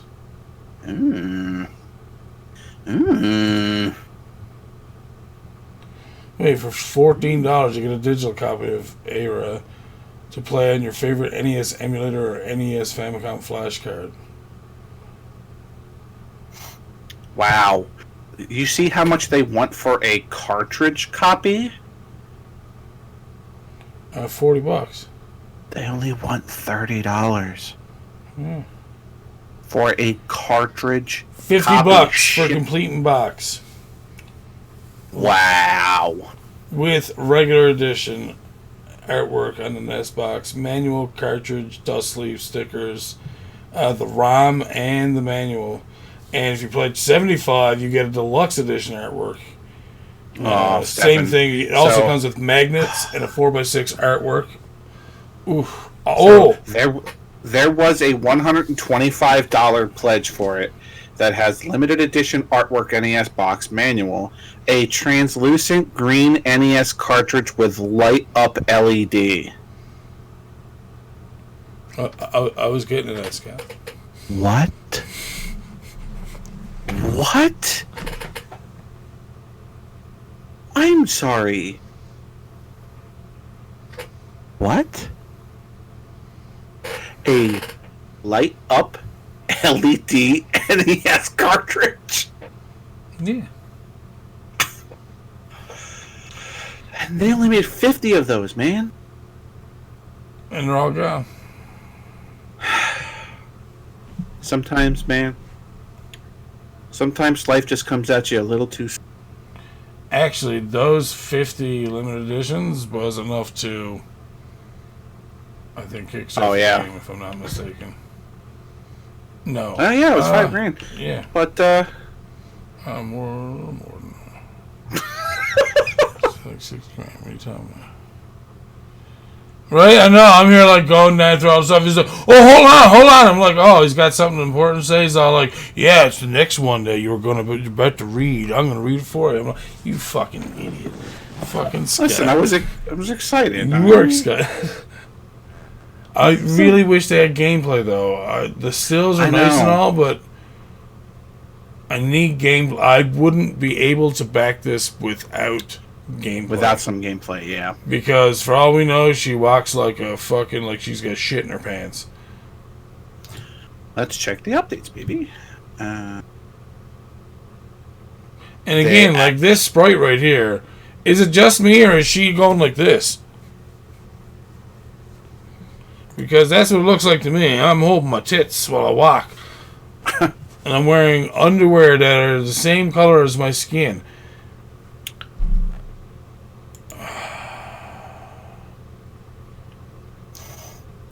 There's some things about this that I'm like. Don't get me wrong. All the graphics were made using GIMP and Aspirate. I may, at this point, if given a couple seconds, have a demo. I may, if given a couple seconds, be able to tell you how it looks. Because I'm going to very quickly try to get this going. Oh, wait, hold on now.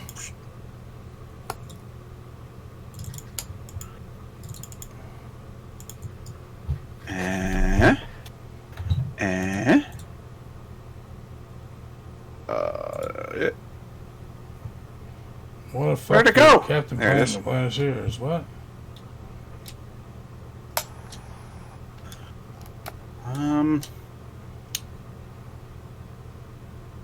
So confused, but okay. I know it was using the mappers. I want to say that it kinda... Whoops. Oh, shit. I just remapped my controller. I want to say that I feel like it handles kinda like Faxanadu. See, like these pictures down here, further down, where she actually has like a brown underwear on that are a different color, like that. She looks great there. This must be the Mega Drive version. Oh, dude. Okay. I'm gonna say it. This what you were doing here for the Mega Drive, you should be able to do on the NES. I've seen stuff as good as this on the NES. Mm-hmm. And recently as well, so. Alright, so, like, there's, like, a working demo. Like, there's no attacks, there's no health or anything like that. So, it's, like, it's just kind of, like, controlling the character and seeing how it feels. So, yeah, like, what I can compare it to is basically Faxanadu.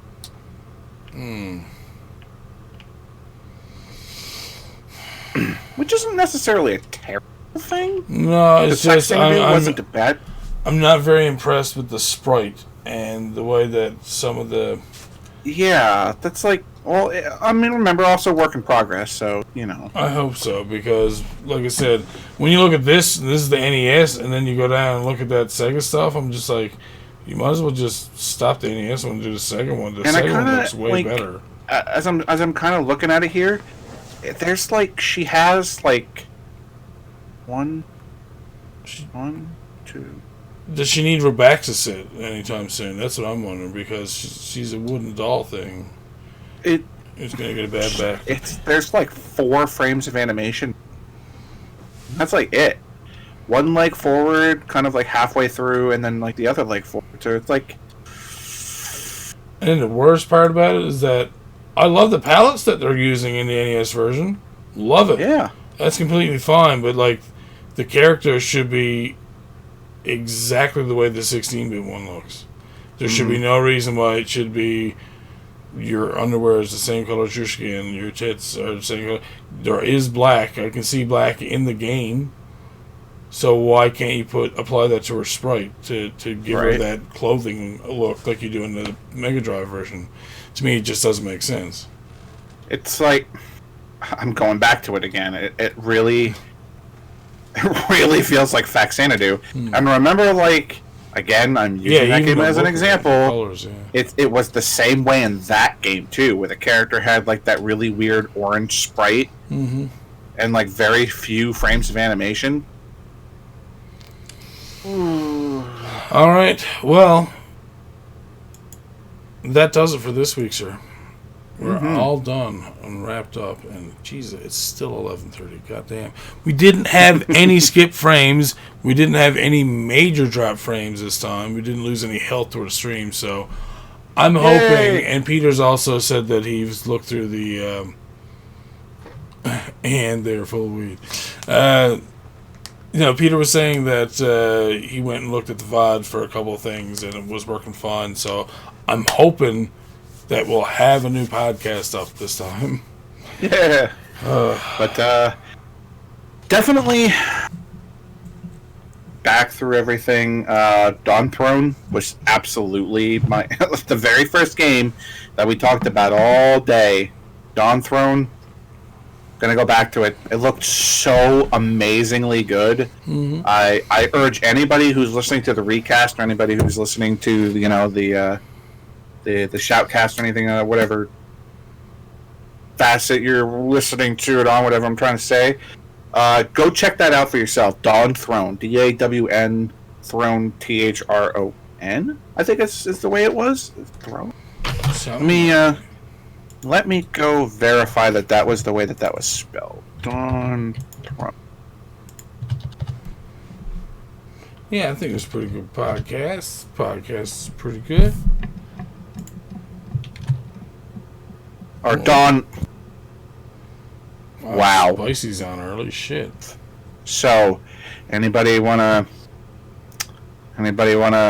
little bit of knowledge about SDK? It's got a little dyslexia, and the game is called Dawnthorn. Yeah. THORN. Yep. You should see the way that I have this spelled over here. Or not. No. It shouldn't. Dawnthorn. That's right. Anyone who's in the Discord or wants to join the Discord, Peter up there is going to be giving away some games, some indie games there. So, and they're all free. So there you go. So as always, I would like to give a shout out and thanks to the outlets of which I had gotten my stories from, which this week were VG247. GamesRadar.com and Destructoid.com. And of course, I got the Indie Games Plus. We also have. Actually, I didn't have anything from Destructoid this week, but Indie Games Plus we did, and Indie Games website, and of course, Indie Retro News, and of course, I might actually skip the Best of Steam, let some more games roll in first, because we're starting to dwindle down pretty quickly. I'm finding quite a few good ones. So I'm thinking that maybe what I'll do is I'll let indie developers come to me if they want to this time. So if anyone comes to me with their games this week, I'm going to throw them in to show them on Steam and stuff. So there's your chance. So. Yep, and I'm actually checking my Twitter again, so if you're indie developer, but SDK too. I'm just saying, I'm here now too. I'm actually keeping track of my Twitter now. Hey! I'm not asking for the games, I'm asking for the names of the games, so. I'm just saying. That's alright, you can say whatever you like, sir. That is what your mouth was made for. Amongst other things.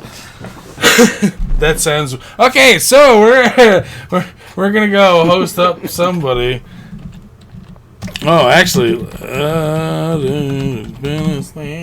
we're gonna rate up Mr. Spicy Back Pain. He used to do a lot of RP stuff. This morning, when I was watching him, because usually he's on fucking late night, because he's like 3.5 hours difference from me.